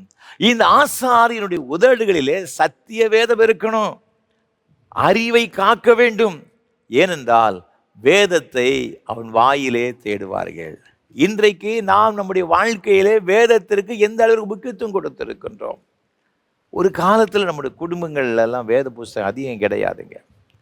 நான் ஆண்டவரை ஏற்றுக்கொண்ட புதிதில் எங்கள் குடும்பத்தில் நாங்கள் மொத்தம் 6 பேர், அப்பா அம்மா நாங்கள் 4 பேர், 6 பேர். ஒரு பைபிள் தாங்க இருந்துச்சு, ஒரு புதிய ஏற்பாடு இருந்துச்சு, ஒரு ஜெப புஸ்தகம் இருந்துச்சு, அதுவும் பாதி பழைய ஒரு ஜெப புஸ்தகம். இதை வைத்து கொண்டு தான் ஆரம்ப காலத்திலே நாங்கள் ஆண்டவரை ஆராதிப்பதற்கு, கர்த்தரை தேடுவதற்கு ஆலயத்திற்கு போவோம். யாரும் ஃபஸ்ட்டு சர்ச்சுக்கு போகிறாங்கன்னு அவங்க பைபிள் எடுத்துக்கிடுவாங்க, அடுத்தவங்க 2வது போகிறவங்க புதிய ஏற்பாடு எடுத்துக்கிடுவாங்க. அந்த காலத்தில் வாங்குவதற்கு இந்த வேதாகம் இப்பொழுது போல் ரொம்ப எளிதாக கிடைப்பது கிடையாது. நான் இயேசுவை ஏற்றுக்கொண்ட பிறகு ஒரு புத்தகத்தை ஒரு வேதாகமத்தை வாங்குவதற்காக நான் 2 மாதங்கள் கொஞ்சம் ரூபாய் 2 ரூபாயாக நான் சேகரித்து, என்னுடைய மாமா ஒருத்தர் இயேசுவை ஏற்றுக்கொண்டவர், அவர் எனக்கு போய் என்ன செய்தார், அவர் ஒரு பாதி ரூபாயை போட்டு கிட்டத்தட்ட நாங்கள் இருக்கின்ற இடத்துலேருந்து ஒரு 90 கிலோமீட்டர் தொலைவில் ஒரு ஒரு புத்தக கடையில் போய் ஒரு வேதாகமத்தை வாங்கி கொடுத்தார். அந்த வேதாகமத்தை பார்த்தோன்னே அவ்வளோ பெரிய ஒரு சந்தோஷம். எங்கள் வீட்டில் முதல்ல ரட்சிக்கப்பட்டது நான் தான். நாங்கள் ரட்சிக்கப்பட்ட பிறகு எங்கள் வீட்டில் முதல் வந்து வேத புத்தகம் இதுதான் பார்த்துக்கிட்டேங்க. ஆனால் இன்றைக்கு அப்படி கிடையாது. நம்முடைய செல்ஃப் நிறைய வேத புத்தகம் இருக்கிறது, ஆங்கில புத்தகம் இருக்கிறது, தமிழ் வேதாகம் இருக்கிறது, கமெண்ட்ரிஸ் இருக்கிறது. இன்றைக்கு இந்த வார்த்தையை கேட்டுக்கொண்டு உங்கள் ஒவ்வொரு வீட்டிலும் ஏராளமான வேத புத்தகங்கள் இருக்கிறது. அதுக்கு பஞ்சமே கிடையாதுங்க. ஆனால் எதில் பஞ்சம் தெரியுமா? நம்முடைய வாயில சத்திய வேதம் கிடையாது, அதுதான் பஞ்சமாக இருக்கிறது. வேதம் இல்லாமல் இருக்கின்ற ஒரு மனிதன் இருப்பான் என்று சொன்னால் அவன் கிறிஸ்தவனே கிடையாது, கிறிஸ்தவளே கிடையாது. இன்றைக்கு நம்முடைய தினசரி பேப்பரை பார்ப்பதற்கு நேரம் இருக்கிறது, மணிக்கணக்காக நியூஸை கேட்பதற்கு நமக்கு நேரம் கிடைக்கின்றது. ஒரே நியூஸை 10 பேர் சொல்லுவாங்க. அந்த யூடியூப்பில் வந்திருக்கு பார்த்துக்கணுங்க, ஒவ்வொருவரும் அதே நியூஸை பல வித கோணங்களை சொல்லுவாங்க, இருந்து பார்த்து கொண்டே இருப்பாங்க. ஃபேஸ்புக்கு பார்க்க நேரம் இருக்கிறது, திடீரென்று மணியை பார்ப்போம் 3 மணி நேரம் போயிருக்கும் பார்த்துக்கிடுங்க. பல மணி நேரங்கள் சீரியல் பார்ப்பாங்க. ஆனால் வேதத்தை வாசிப்பதற்கு, ஒரு அதிகாரத்தை வாசிப்பதற்கு 10 நிமிஷம் உட்கார்ந்து பார்ப்பதற்கு, வாசிப்பதற்கு நமக்கு நேரம் கிடையாதுங்க, நேரம் கிடையாது. எவ்வளோ ஒரு பயங்கரமான நிலைமையில் வாழ்ந்து கொண்டிருக்கிறோம் தெரியுமா? நிர்விசாரமான கிறிஸ்தவர்கள் வாழ்ந்து கொண்டிருக்கிறார்கள். தங்களை கிறிஸ்தவன் சொல்லிக் கொள்கிற அநேக மக்கள் நிர்விசாரமான வாழ்க்கை வாழ்ந்து கொண்டிருக்கிறார். ஆகவே தான் இன்றைக்கு ஜனங்கள் வேத வசனத்தை கேட்காமல் மடிந்து கொண்டிருக்கிறாங்க. நம்ம சுற்றிலும் இருக்கிற ஜனங்கள் நம்முடைய வாயிலே வேதத்தை எதிர்பார்க்கிறாங்க, அறிவை பார்க்கிறாங்க. அதை நாம் கொடுக்கின்றோமா? யோசித்து பார்க்கணுங்க, யோசித்து பார்க்கணும். நான் மாத்திரம் கெட்டு போனால் பரவாயில்லைங்க, நம்முடைய பிள்ளைகளையும் கூட நான் அவ்வாறு வளர்க்கவில்லை. நம்முடைய பிள்ளைகளுக்கு படிப்பதற்கு நீ டியூஷன் போனாயா, அதை படித்தாயா, இதை படித்தாயா, ஹோம்ஒர்க் செய்தா, எல்லாவற்றையும் கேட்கின்றோம். அந்த பிள்ளைகளுக்கு தெரியாவிட்டால் அம்மா என்ன செய்கிறாங்க, கையை பிடிச்சி சின்ன குழந்தைங்க எழுதி கொடுக்குறாங்களே. ஆனால் இதே வேளையில் நம்முடைய பிள்ளைகளுக்கு திருவசனத்தை சொல்லிக் கொடுக்குறோமா, வேதத்தை கற்றுக் கொடுக்குறோமா?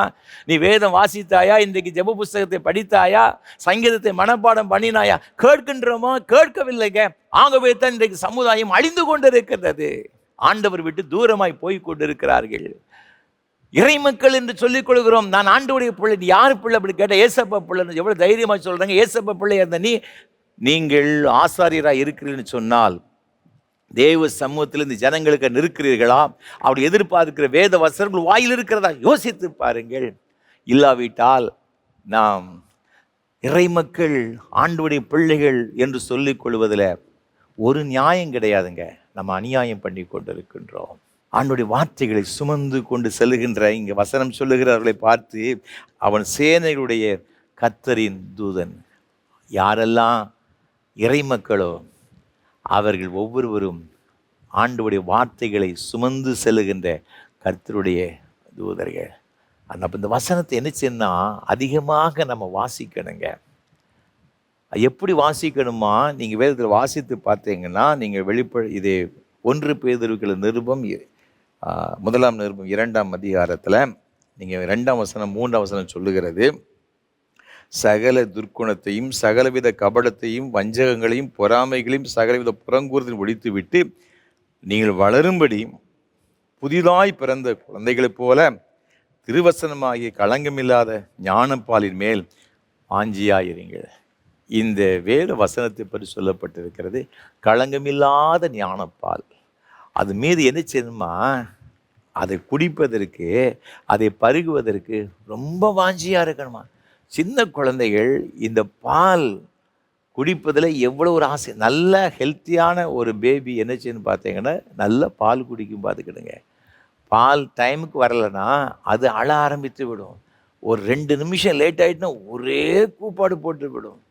இருமா இருமா இருமா நான் பால் தரேன்னு சொல்லி நம்ம உடனே பாட்டிலில் பால் அடித்து கொண்டு வந்த பிள்ளை கையை அப்படியே தேடி பிடிச்சி எடுத்து உடனே வாய்க்குள்ளே கொண்டு வச்சு அது என்ன செய்யணும், குடிக்காருங்க. அதுக்கப்புறம் இந்த குழந்தை நினச்சி அமைதியாக இருக்கும். அந்த குழந்தைக்கு அந்த பால் மீது அவ்வளோ ஒரு ஆசை, குடிக்கணும்ன்ட்டு. அதே மாதிரி வேத வசனத்து மீது நமக்கு ஒரு ஆசை வரணுங்க. புதிதாய் பிறந்த ஒரு குழந்தைகளைப் போல அந்த திருவசனத்தின் மீது நம்ம வாஞ்சியாக இருக்க வேண்டுமா. அது எப்படி இருக்கணுமா, அந்த வாஞ்சை எப்போ வரும், அது அந்த பாலை குடிக்கிறவர்கள் எப்படிப்பட்டவர்கள் இருக்கணும், அதையும் சொல்லப்பட்டிருக்கிறது. இது திருவசனத்தை குடிப்பதற்கு நம்ம எப்போ வாஞ்சை வரும்னு பார்த்தீங்கன்னா, அந்த 2ஆம் வசனத்தை பாருங்க. சகல துர்க்குணத்தையும் சகலவித கபடத்தையும் வஞ்சகங்களையும் பொறாமைகளையும் சகலவித புறங்கூறுதலையும் ஒழித்து விட்டு. முதல்ல துர்க்குணம், கபடம், வஞ்சகம், பொறாமை, புறங்கூறு, 5 வகையான காரியங்களை குறித்து சொல்லப்பட்டிருக்கு. துர்க்குணம் இருக்கக்கூடாது, பொறாமை இருக்கக்கூடாது, கபடம் இருக்கக்கூடாது, புறங்கூறுதல் இருக்கக்கூடாது. கபடம் என்ன செய்யக்கூடாதுன்னா இருக்கக்கூடாது. இதெல்லாம் வைத்து கொண்டு மனசுகளை வச்சுக்கிட்டு வரட்டும் இவன் நம்ம பார்த்துக்கிடுவோம் அப்படின்னு சொல்லிட்டு மனசில் வச்சுட்டு நம்ம சீக்கிரம் பைபிளை வாசிட்டு நீங்கள் 2ல் 1 பார்க்கணும்னு சொல்லிட்டு நம்ம சில பேர் செய்தாங்க தெரியுமா. அப்படிலாம் நீங்கள் செய்தீங்கன்னா, வசனத்தை நீங்கள் போய் படித்தீங்கன்னா ஒரு வார்த்தை உள்ளே என்ன செய்ய தெரியுமா, போகாது. நீங்கள் வாசிக்காமலே இருக்கிறீங்க. நிறைய பேர் டெய்லி வாசிக்க தான் செய்தீங்க. ஆனால் ஏன் அது உள்ளத்தில் போய் உங்களுக்கு கிரியை செய்யலை தெரியுமா? ஏன் அந்த அறிவு நமக்கு வரலை தெரியுமா? நமக்குள்ள துர்க்குணம் இருக்குது, கபடம் இருக்குது, பொறாமை இருக்கிறது, வஞ்சகம் இருக்கிறது, புறங்கூறு. எப்போ பார்த்தாலும் யாரையாவது பற்றி குறை சொல்கிறது, வஞ்சகத்தோடு கூட பேசுகிறது, கபடம் உள்ள எண்ணம். வெளியில் பேசும்போது ரொம்ப நல்லா பேசும், உள்ளுக்குள்ளே என்ன இருக்குது தெரியுமா, கபடத்தனம் இருக்கும். பார்த்துக்கிடுங்க. வஞ்சகம் இருக்கணும், துர்க்குணம் இருக்குது. இதெல்லாம் வச்சுட்டு நீங்கள் இந்த திருவசனமாய ஞானப்பால் மீது நீங்கள் குடிக்கணும்னு வந்தீங்கன்னா குடிக்க முடியாது. இந்த குழந்தைகளை பாருங்கள், ஏதாவது அந்த பிள்ளை சிக்காயிட்டுன்னு வச்சுக்கிடுங்களேன், நீங்கள் பாலை கொண்டு நீங்கள் ஊட்டினாலும் சரி திணிச்சாலும் சரி பாலை குடிக்குமா, குடிக்காது. அதுக்கு ஆசை இருக்காதுங்க, ஆசை இருக்காது. அதே போல தான் ஆவிக்குரிய வியாதிகள் இதெல்லாம் நமக்குள்ளே இருந்ததுன்னா, நீங்கள் ஒரு அதிகாரம் இல்லை 9 அதிகாரம் படித்தாலும் உள்ள ஒரு வசனம் உள்ளே போகாது. பார்த்துக்கிட்டுங்க. அப்போ நீங்கள் தேவ சமூகத்தை சொல்லணும், ஆண்டவரே இப்படிப்பட்ட பாவங்கள் எனக்குள் இருக்கும் என்று சொன்னால் அதை என்னை விட்டு அகற்றும் ஆண்டவரை, இரத்தத்தினால கழுவும் ஆண்டவரை சொல்லி தேவ சமூகத்தில் நீங்கள் ஜெபிப்பீர்கள்னு சொன்னால் இந்த வேத வசனத்தின் மீது உங்களுக்கு தாகம் வருங்க, ஒரு ஆசை வருங்க, வாஞ்சை வரும். இந்த வேத வசனத்தை விட்டு ஒரு நாள் நீங்கள் என்ன செய்ய மாட்டீங்க தெரியுமா? புரிய மாட்டீங்க. அந்த வேத வசனம் உங்களுக்குள்ளாக இருக்கும் பொழுது அந்த தேவ ஞானம் வெளிப்படுங்க. அப்பொழுது நீங்கள் யார்கிட்டையாவது போய் ஆண்டவரை பற்றி சொன்னீங்கன்னு வச்சுக்கிடுங்களேன், நீங்கள் ஆண்டவரை பற்றி மாத்திரம் கிடையாதுங்க, அவனுடைய உள்ளத்தில் இருக்கிற எல்லா பிரச்சனையும் சேர்த்து நீங்கள் நினைச்சுவீங்க தெரியுமா? சொல்லுவீங்க. அவன் சொல்லுவான், என்ன இந்த பிரச்சனை உனக்கு எப்படியா தெரியும்? உங்களுக்கு தெரியாதுங்க, உங்களுக்குள்ளாக இருக்கின்ற வார்த்தையாக இருக்கிற ஆண்டவர் ஆவியானவருக்கு எல்லாம் தெரியும். பார்த்துக்கிட்டேன், எல்லாம் தெரியும். அப்போ ஒரு ஆசாரியன் என்ன செய்ய வேண்டும்? தேவ சமூகத்தில் மனிதனுக்காக நிற்கணும். இரண்டாவதாக அவனுடைய வாயில சத்திய வேதம் இருக்கணும். ஆசாரியனுடைய உதடுகள் அறிவை காக்க வேண்டும். ஏனென்றால் அவருடைய வாயிலே ஜனங்கள் வேதத்தை தேடுவார்கள். அவன் சேனையுடைய கர்த்தரின் தூதன். நமக்குள் இந்த வேதம் இருக்கணும். ஜான் வெஸ்லி குறித்து நான் வாசித்த போது ரொம்ப ஆச்சரியப்பட்டேன். அவர் சொன்னாராம், நான் வேதத்தை தினந்தோறும் வாசிக்கிறேன், சில வேளைகளில் எனக்கு ரொம்ப மனசு கஷ்டமாக இருக்கும். ஏன் அப்படின்னு கேட்டதுக்கு ஒரு சொன்னாராம், நான் வேதத்தை ரொம்ப நேரம் வாசிச்சிருவேன், 10 மணி நேரம் தான் வாசிச்சிருப்பேன். அந்த வேத வசனத்து மீது இருக்கிற ஆசையில் கூட ஒரு மணி நேரம் 2 மணி வாசனை நல்லா இருக்குமேனு சொல்லி பைபிள் எடுத்தாச்சுன்னா என் கண் என்ன செய்யுது தெரியுமா? வலிக்க ஆரம்பிச்சிடும். 10 மணி நேரத்தை வேதத்தை வாசித்து 11ஆவது மணி நேரத்துக்கு போகும்போது கண்ணு வலிக்கும். நமக்கு ஒரு அதிகாரம் படிக்கிறதுக்கு தூக்கம் வந்துடுது. பார்த்துக்கிடுங்க, எப்பண்டா இந்த அதிகாரம் முடியும்? இருக்கிறதுல சின்ன அதிகாரம் எது இருக்குது? அப்படி பார்க்குற மக்கள் எல்லாம் இருக்கிறாங்க. பார்த்துக்கிடுங்க, இன்னைக்கு டைமே கிடைக்கல. ஜான் வெஸ்லி சொல்றார், 10 மணி நேரம் நான் வேதத்தை வாசித்திருக்கிறேன். அவர் அடிக்கடி அப்படிப்பட்ட ஒரு பழக்கத்தை ஏற்படுத்தி இருக்கின்றார். 50,000க்கு அதிகமான பிரசங்கம் பண்ணியிருக்கின்றார். லட்சக்கணக்கான மைல்கள் குதிரையில சென்று ஊழியம் செய்திருக்கிறார். அவர் சென்ற பகுதிகளெல்லாம் எழுப்புதல். இங்கிலாந்து தேசத்தை அசைத்த ஒரு மாபெரும் மனிதர் ஜான் வெஸ்லி. வேற ஒன்றும் கிடையாதுங்க, திருவசனமாய களங்கம் இல்லாத ஞானப்பால். ஆண்டவர் நமக்கு வேதத்தை கையில் தந்திருக்கிறாருங்க. தரட்டா பரவாயில்லைங்க, எல்லார் வீட்லேயும் பல வேத புத்தகங்களை வைத்திருக்கிறோமே. இன்னைக்கு அட்டை கூட பழசாகாமல் அப்படியே எத்தனை பேர் அப்படியே ஷெல்ஃபில் வச்சுருக்காங்க தெரியுமா? அதை பயன்படுத்துங்க, பிள்ளைகளுக்கு சொல்லிக் கொடுங்க, பிள்ளைகள் ஆசீர்வாதமாக இருப்பாங்கங்க. ஆசீர்வாதம். கடைசியாக நான் ஒன்றை சொல்லி நிறைவு செய்ய விரும்புகிறேன். இந்த ஆசாரியனுடைய வேலை என்ன? ஏசாயா தீர்க்கதரிசன புஸ்தகம் 61ஆம் அதிகாரத்தை வாசித்து பார்க்கும் பொழுது 6ஆம் வசனம் சொல்லுகிறது, நீங்களோ கர்த்தரின் ஆசாரியர் என்று சொல்லப்படுவீர்கள், உங்களை நமது தேவனுடைய பணிவிடைக்காரர் என்பார்கள் என்று சொல்லப்பட்டது. நீங்களோ கர்த்தரின் ஆசாரியர்கள், தேவனுடைய பணிவிடைக்காரர்கள். யார் அவங்க? என்ன செய்யணும்? 2ஆம் வசனம் சொல்லுகிறது, கர்த்தருடைய அனுக்கிரக வருஷத்தையும் நம்முடைய தேவன் நீதியை சரி கட்டும் நாளையும் கூறவும், துயரப்பட்ட அனைவருக்கும் ஆறுதல் செய்யவும். அப்போ இந்த ஆசாரியருடைய வேலை என்ன அப்படின்னு பார்த்தீங்கன்னா, கர்த்தருடைய அனுக்கிரக வருஷத்தை குறித்து நாம சொல்லணும். அவருடைய நாளை குறித்து, நீதியை சரி கட்டும் நாளை குறித்து சொல்லணும். துயரப்பட்ட அனைவருக்கு ஆறுதல் செய்யணும். நான் முன்பே சொன்னேன், ஆண்டவர் இருக்கிற இயேசு கிறிஸ்து ஒரு சிறந்த ஒரு பிரதான ஆசாரியர். அப்படி ஊழியத்தின் ஆரம்பத்தில் இங்கே வேதத்தில் வாசித்து பார்க்க லூக்கா 4ஆம் அதிகாரத்தில் மிக அழகாக சொல்லப்பட்டிருக்கிறது. அவர் ஒரு ஓய்வு நாளில் நாசரேத்துக்கு வந்து வழக்கத்தின்படியே அவர் ஜெபாலயத்துக்கு வந்து அவர் என்ன செய்தார்னா வேத புத்தகத்தை திறந்து வாசிக்க ஆரம்பித்தார். நீங்கள் ஏசாயா லூக்கா எழுதின சுவிசேஷம் 4ஆம் அதிகாரம் 18ஆம் வசனத்தை பாருங்க. அவர் சொல்றாரு, கர்த்தருடைய ஆவியானவர் என் மேல் இருக்கிறார், தரித்திரருக்கு சுவிசேஷத்தை பிரசங்கிக்கும்படி என்னை அபிஷேகம் பண்ணினார். ஆண்டவர் சொல்றாரு, தன்னை குறித்து சொல்லுகிறார், இந்த ஆவியானவர் எனக்கு எதற்கு இருக்கிறார் தெரியுமா? தரித்திரருக்கு சுவிசேஷத்தை பிரசங்கம் பண்ண வேண்டும். ஆண்டவர் இருக்கிற இயேசு கிறிஸ்து வாழ்ந்த நாட்களிலே 33 ஆண்டு காலங்கள் வாழ்ந்தார். 3.5 ஆண்டு காலங்கள் ஊழியம் செய்தார். அவர் ஊழியம் செய்த நாட்களில் அவர் சாப்பிடுவதற்கு கூட நேரம் கிடையாதுங்க. எப்பொழுது பார்த்தாலும் அவர் ஏதாவது செய்து கொண்டிருந்தார். தேவ ராஜ்யத்துக்கு எடுத்த காரியங்களை செய்து கொண்டிருந்தார். ஒன்று சுவிசேஷத்தை பிரசங்கம் பண்ணிக்கிட்டு இருப்பார், இல்லை வியாதிகளை சுகமாக்கி கொண்டும் பிசாசின் பிடியில் அகப்பட்ட ஒவ்வொருவருக்கு விடுதலையை கொடுத்து கொண்டும் இல்லை ஜெபம் பண்ணிக்கிட்டு இப்படி ஏதாவது ஒரு காரியத்தை செய்து கொண்டே இருந்தார்.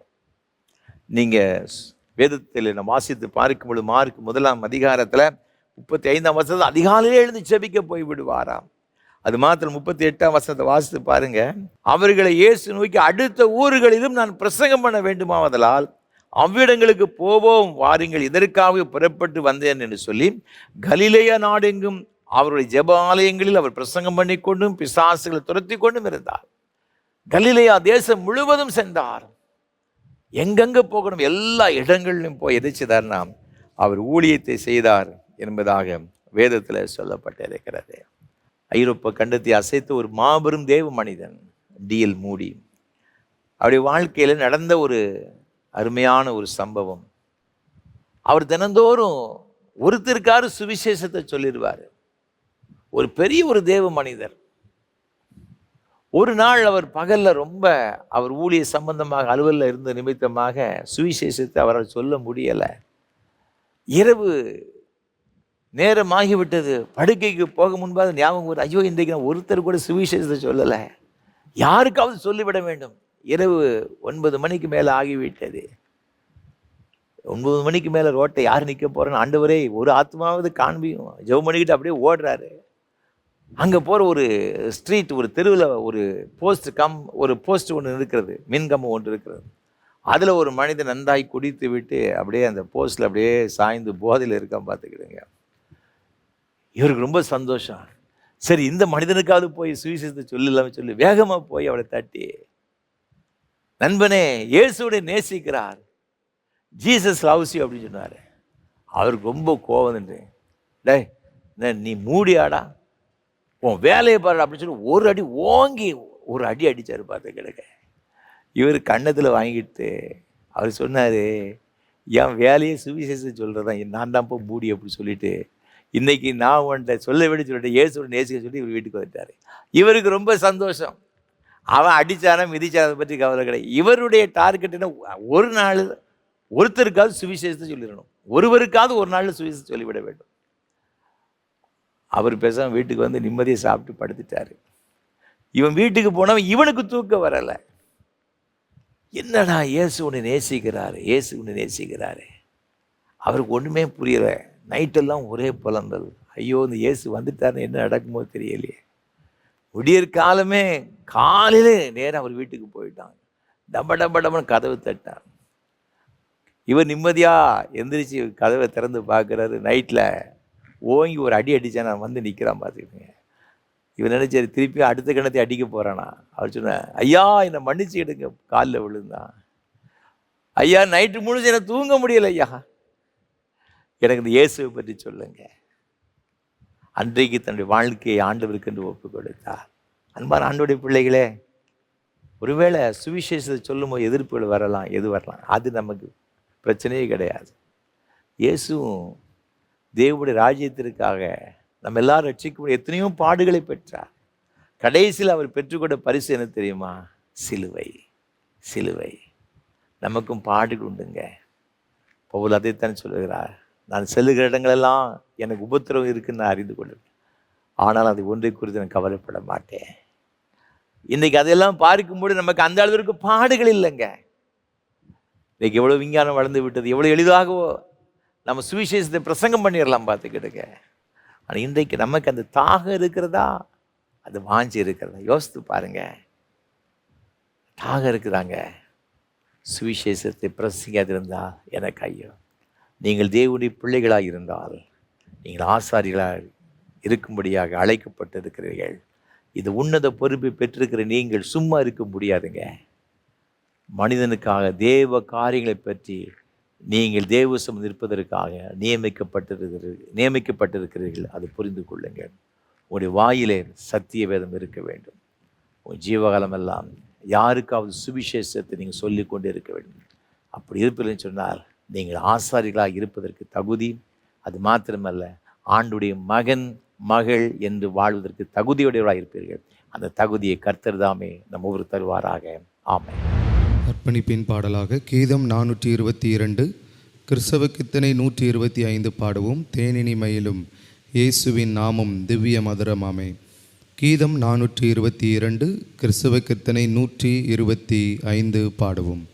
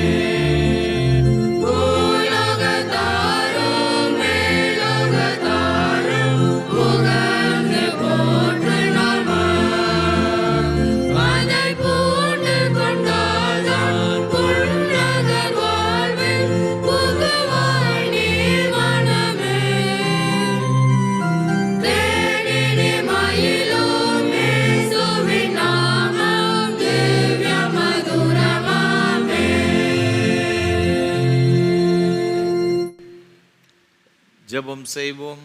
கிருபை நிறைந்த அன்பின் பரலோக பிதாவே, இந்த நல்ல ஆசீர்வாதமான வேலைக்காக ஸ்தோத்திரம். உம்முடைய மகனாக மகளாக அழைக்கப்பட்டிருக்கிற நாங்கள் ஆசாரியர்கள் என்ற ஒரு பெரிய உன்னதமான பொறுப்பை எங்களுக்கு தந்திருக்கிறேன்.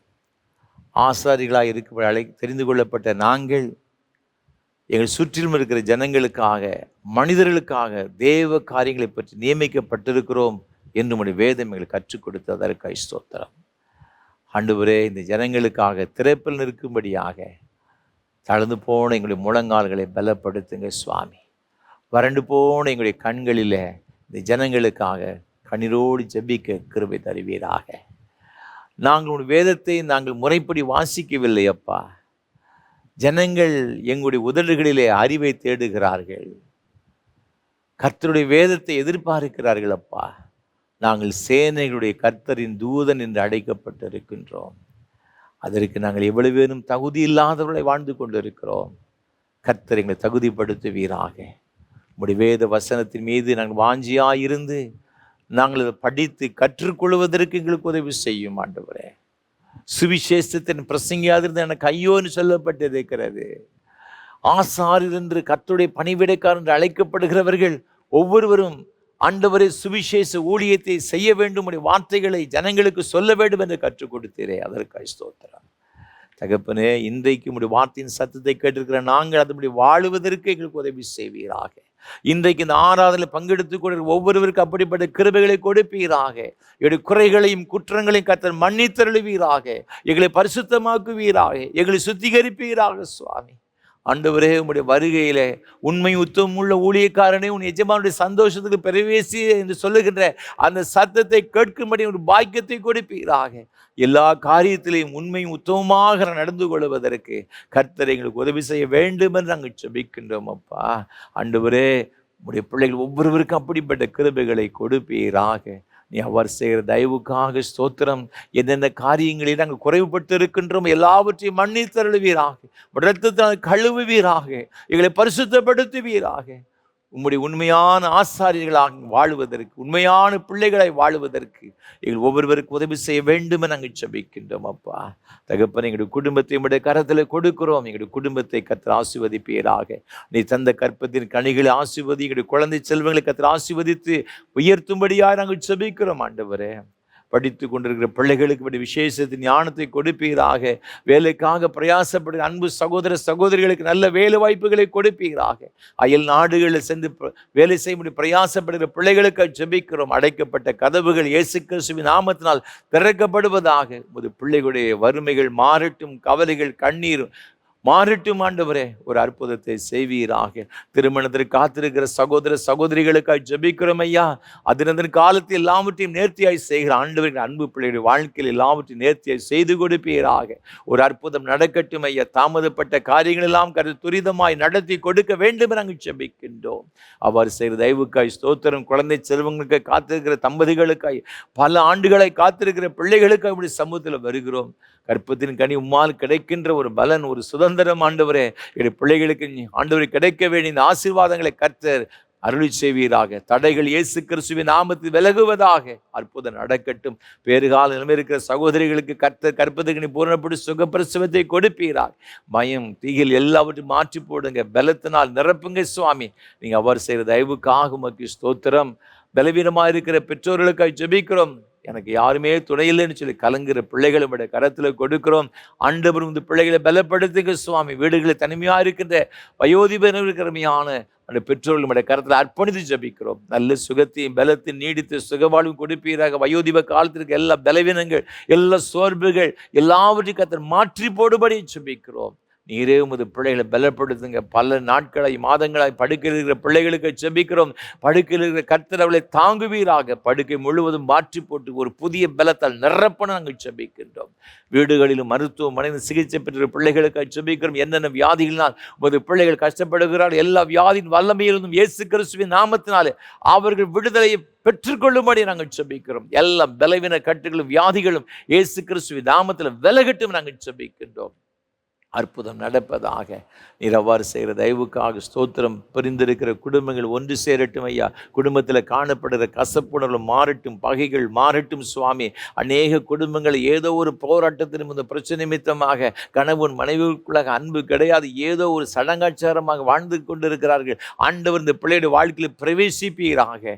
கர்த்தருடைய அற்புதம் இந்த குடும்பங்கள் நடக்கும்படியாக நாங்கள் ஜெபிக்கிறோம் சுவாமி. தகப்பனே உமக்கு ஸ்தோத்திரம். நியாயமாய் உமது பிள்ளைகளுக்கு வர வேண்டிய நன்மைகள் வராமல் தடைப்பட்டு இருக்கிற அறிந்திருக்கிறீங்க.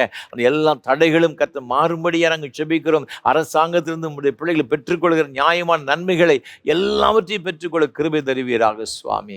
தகப்பனே உமக்கு ஸ்தோத்திரம். அது பிள்ளைகளுடைய வாழ்க்கையில் ஒரு அற்புதம் செய்திருக்கிறபடி நம்மை ஸ்தோத்தரிக்கிறோம். தொழில்கள் வியாபாரங்கள் செய்கிற பிள்ளைகளுக்காக என்னென்ன வேலைகள் உங்களுடைய பிள்ளைகள் செய்கிறார்களோ எல்லாவற்றையும் ஆசீர்வாதத்தை கொடுப்பீராக. பொருளாதார ரீதியிலே ஆண்டவரே மிகுந்த பிரச்சனைகளோடு கூட இருக்கிற பிள்ளைகளுக்காக, கடன் பாரத்தோடு கூட இருக்கிற பிள்ளைகளுக்காக ஜெபிக்கிறோம்.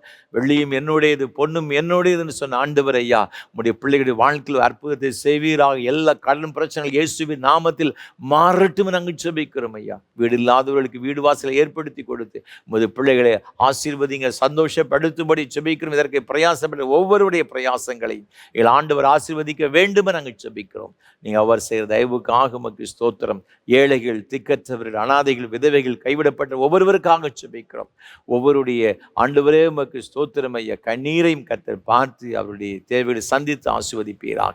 இந்த நாளிலும் இந்த ஆராதனை வேளையை ஒளிப்பதிவு செய்வதற்கு உதவி செய்த கோயம்புத்தூரை சார்ந்த அருமையான சரோஜினி ஆல்பர்ட் இந்த அம்மாவுக்காக நன்றி செலுத்துகிறோம். நேசிக்கிற அருமையான ஒரு மகள் ஐயா. ஆண்டவரே உம்முடைய மகளை கர்த்தர் ஆசீர்வதிப்பீராக. உம்முடைய கருத்தில் அர்ப்பணித்து நாங்கள் ஜெபிக்கிறோம் ஐயா. நல்ல சுகத்தை பலத்தை நீடித்து சுகவாழ்வும் கொடுத்து வழிநடத்துகிற எல்லா பலவீனங்களிலும் கர்த்தர் உன்னதமான பலனை நம்முடைய மகளுக்கு கொடுத்து கர்த்தர் பலப்படுத்தும்படியாக ஜெபிக்கிறோம் ஐயா. நீடித்து சுகவாழ்வு நிரப்பும்படியாக நாங்கள் ஜெபிக்கிறோம் ஐயா. ஆண்டவரே உமக்கு ஸ்தோத்திரம். தேவ பிரசனம், தேவ கிருபை அவளோடு கூட இருந்து அவளை ஆசீர்வதித்து உயர்த்தும்படியாக நாங்கள் ஜெபிக்கிறோம் ஐயா. நீங்கள் செய்கிற தயவுக்காய் ஸ்தோத்திரம். கொடுத்த அருமையான மகளுக்காக உடைய குடும்பத்திற்காக ஸ்தோத்திரம் செலுத்துகிறோம் ஐயா. அவருடைய கணவருக்காக ஸ்தோத்திரம். ஆண்டவர் உமது பிள்ளைகளை ஆசீர்வதிப்பீராக. தேவ பிரசனம் தேவ கிருபை உமது அடியார்களை நிரப்பணும் நாங்கள் ஜெபிக்கிறோம் ஐயா. நல்ல சுகத்தையும் பலத்தை நீடித்த சுகவாழ்வும் கொடுத்து வழிநடத்துவீராக. உமது பிள்ளைகள் எல்லா வாஞ்சிகள் விருப்பங்கள் அறிந்திருக்கிற தேவன் அதை நிறைவேற்றி கொடுக்கும்படி ஜெபிக்கிறோம். என்னென்ன தேவைகளோடு இந்த நாளில் உடைய சமூகத்தில் வந்திருந்தார்களோ ஒவ்வொருடைய தேவைகளுக்கு சந்தித்து நிறைவான பலன் நான் நிரப்புவீராக. நாங்கள் நினைப்பதற்கும் விரும்புவதற்கும் வேண்டிக் கொள்கிறதற்கு அதிகமாய் கிரிச்சிற வல்லமையின்படி கத்த பெரிய கட்டளை கணம் துதி மகிமையெல்லாம் உமக்கு செலுத்துகிற ஏற்றுக்கொள்ளும் ஆசீர்வதியும் ஆண்டவர் இயேசு கிறிஸ்துவின் மூலமாக ஜெபிக்கிறோம் பரிசுத்த பிதாவே.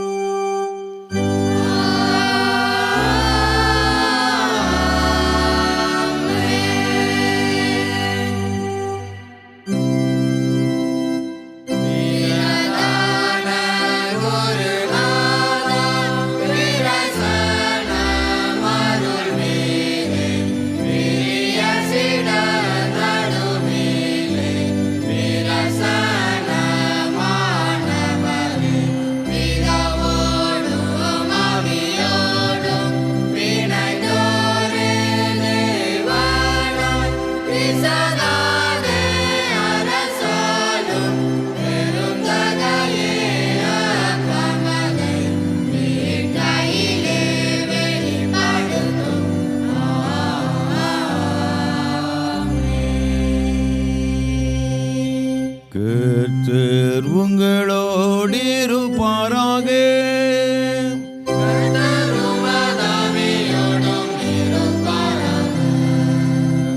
உங்கள் இதயத்தை உயர்த்திடுங்கள்.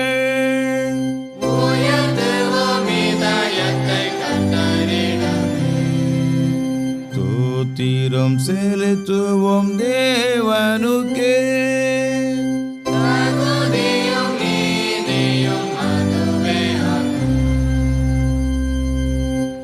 கர்த்தாவே, பரிசுத்த பிதாவே, சர்வ வல்லமையுள்ள நித்திய தேவனே, நாங்கள் எக்காலத்தில் விடுத்து உமக்கு தோத்திரம் செலுத்துகிறது தகுதி நீதியும் எங்களுக்கு விசேஷித்த கடமையுமாயிருக்கிறது. முதுகுமாரங்கள் ஆண்டவருமாய் இயேசு கிறிஸ்து மூலமாக நிர்வாணங்களையும் பூமியை அவைகள் எல்லாம் சிருஷ்டித்தீர். மனு குலத்து சாயலாக உண்டாக்கினீர். நாங்கள் பாவத்து விழுந்தபோது புது சிருஷ்டி முதல்வர்களாக நீர் எங்களை மீட்டு கொண்டே.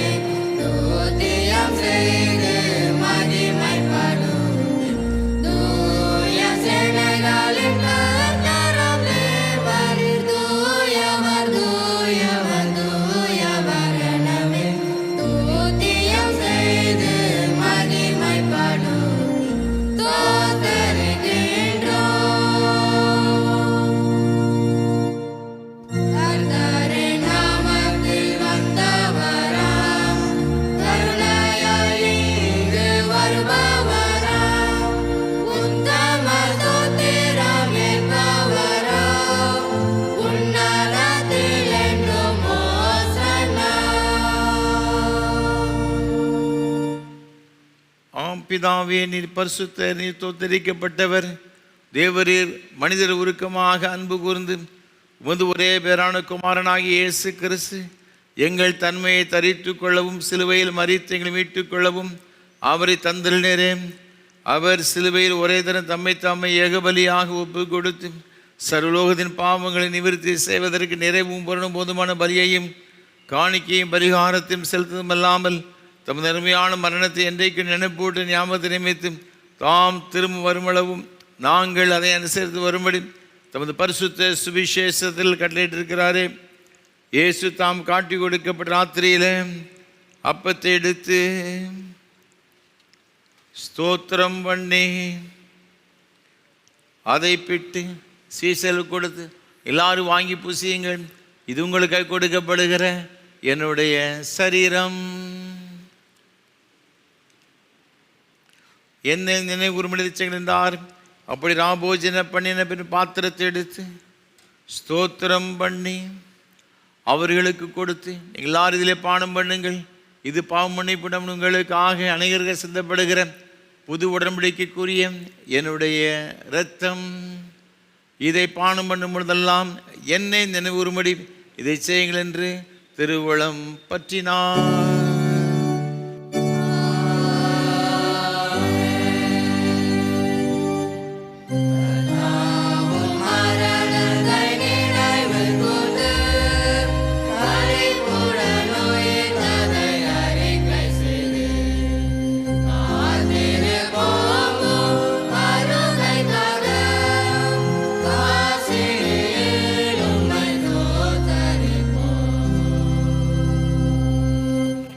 ஆதலால் பிதாவே, உமது குமாரனாகிய ஆண்டவர் அருமையான பாடுகளையும் மரணத்தையும் மகிமையான உயிர்த்தெழுதலையும் பரமேல கூர்ந்து முது அடியாராகி நாங்கள் அவருடைய கட்டளையின்படியே அவர் வருகை எழுந்து நோக்கிறவர்களாக இதை செய்கிறோம். அவரில் நீர் எங்களுக்காக நிறைவேற்றின பூர்ண மீட்புக்காக உமக்கு நன்றி செலுத்துகிறோம்.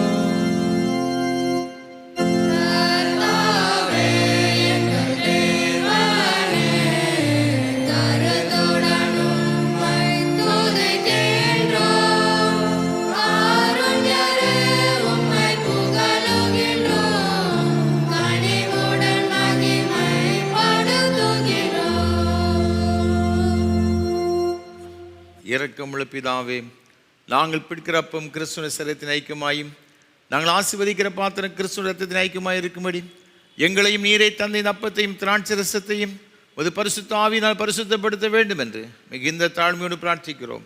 நாங்கள் எல்லாரும் எங்கள் ஆண்டவராகி கிறிஸ்துவில் கூட்டி இணைக்கப்பட்டவர்களாகி விசுவாசத்தில் ஒருமைப்படவும் தலையாகி அவருக்குள் எல்லாவற்றிலும் வளரும் கிருபை செய்யும். அவரோடும் பரிசுத்த ஆவியோடு ஐக்கியமாய் இருக்கிற சர்வ வல்லமையுள்ள பிதாவாகி உமக்கு அவர் மூலமாய் சகல கனமும் மகிமையும் என்றென்றைக்கு உண்டாவதாக.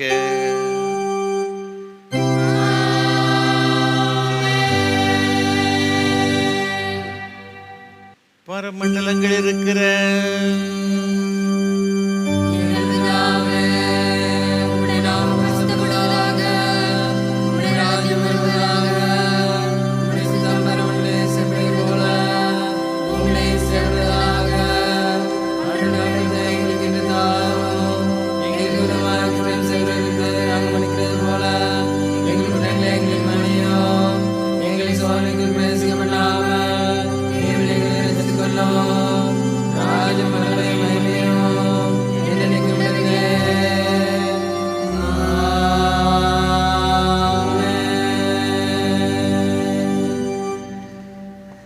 ஆண்டவருடைய திருப்பந்தியை சேருவதற்கு நம்மில் எவ்வளவு பேரும் தகுதி இல்லை என்று உணர்ந்தவர்களாக ஆண்டவருமை தகுதிப்படுத்தும்படி பரிசுத்தப்படுத்தும்படியாக நாம் யாவரும் சேர்ந்து தாழ்மையின் விண்ணப்பத்தை ஏறெடுப்போம்.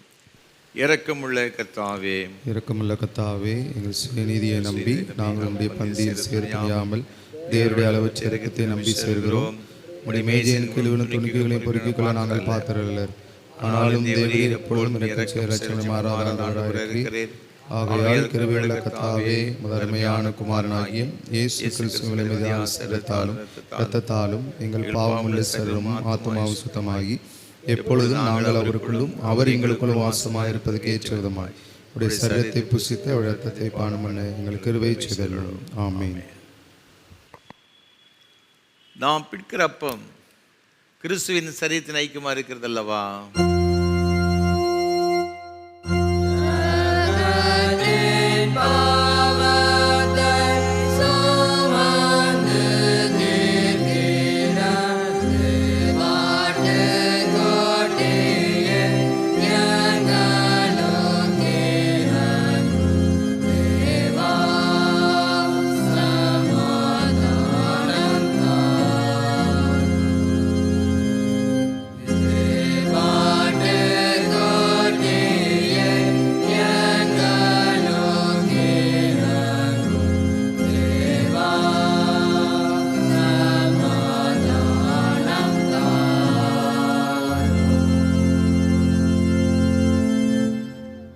ஜெபம் பண்ண கடவோம். கிறிஸ்துவின் சரீரமும் இரத்தமுமாய் சாக்கிரமந்தை விசுவாசத்தினால் பெற்றுக்கொண்டவர்களாகி நாம் அவருக்கு தோத்திரம் செலுத்துவோமாக. நாம் யாவரும் சேர்ந்து சொல்லுவோம். சர்வ வல்லமையுள்ள கடவுளே, சர்வவல்லமையுள்ள கடவுளே, சர்வ பிதாவே, உமது நேசகுமாரனும் எங்கள் ஆண்டவருமாகிய இயேசு கிறிஸ்துவுக்குள் எங்களை உமது பிள்ளைகளாக ஏற்றுக்கொண்டு அவருடைய விலைமதியாத திருச்சலும் இரத்தமும் ஆகிய ஞான ஆகாரத்தால் எங்களை திருப்தியாக்கி இருக்கிறீர். எங்கள் பாவங்களை மன்னித்து என்றும் உள்ள வாழ்வை எங்களுக்கு வாக்கு பண்ணியிருக்கிறீர். அளவிடப்படாத இந்த நன்மைகளுக்காக உம்மை ஸ்தோத்திரிக்கிறோம். சர்வம் ஆத்துமாவுமாய் எங்களை தூய உயிருள்ள பலியாக உமக்கு படைக்கிறோம். இதுவே நாங்கள் செய்யும் உள்ளார்ந்த வழிபாடு. நாங்கள் இந்த உலகத்தின் போக்கின்படி ஒழுகாமல் கடவுளின் திருவுளம் என தேர்ந்தெடுக்க எங்கள் உள்ளம் புதுப்பிக்கப்பட்டு மாற்றமடைய அருள் புரிவீராக. கடைசியில் நாங்கள் உமது இறைமக்கள் அனைவரோடும் உமது என்றுமுள்ள அரசின் மகிழ்ச்சியை பெறத்தக்கதாகும் இவ்வுலகில் உமக்கு கீழ்ப்படிந்து நடக்க எங்களுக்கு அருள் புரியும். உம்மோடும் தூய ஆவியானோரும் ஒரே கடவுளாய் என்றென்று வீச்சிருந்த ஆளுகை செய்யும் எங்கள் ஆண்டவர் இயேசு கிறிஸ்து மூலமாய் வேண்டிக் கொள்கிறோம்.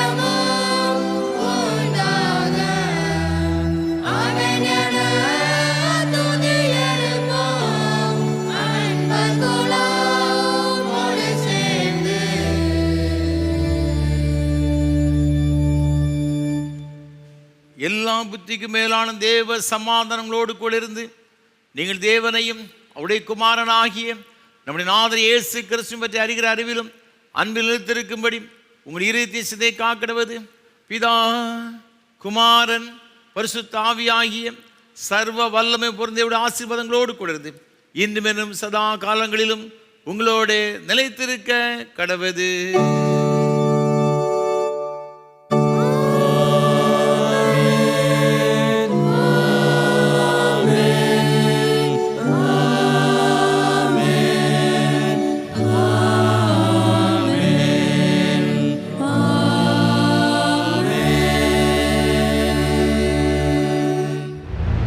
கீதமாக கீதம் 592 பாமாலை முடிவு கவிகள் 4 பாடுவோம். தெய்வ ஆசீர்வாதத்தோடே அடியாரை அனுப்பும். கீதம் 592 பாமாலை முடிவு கவிகள் 4 பாடுவோம்.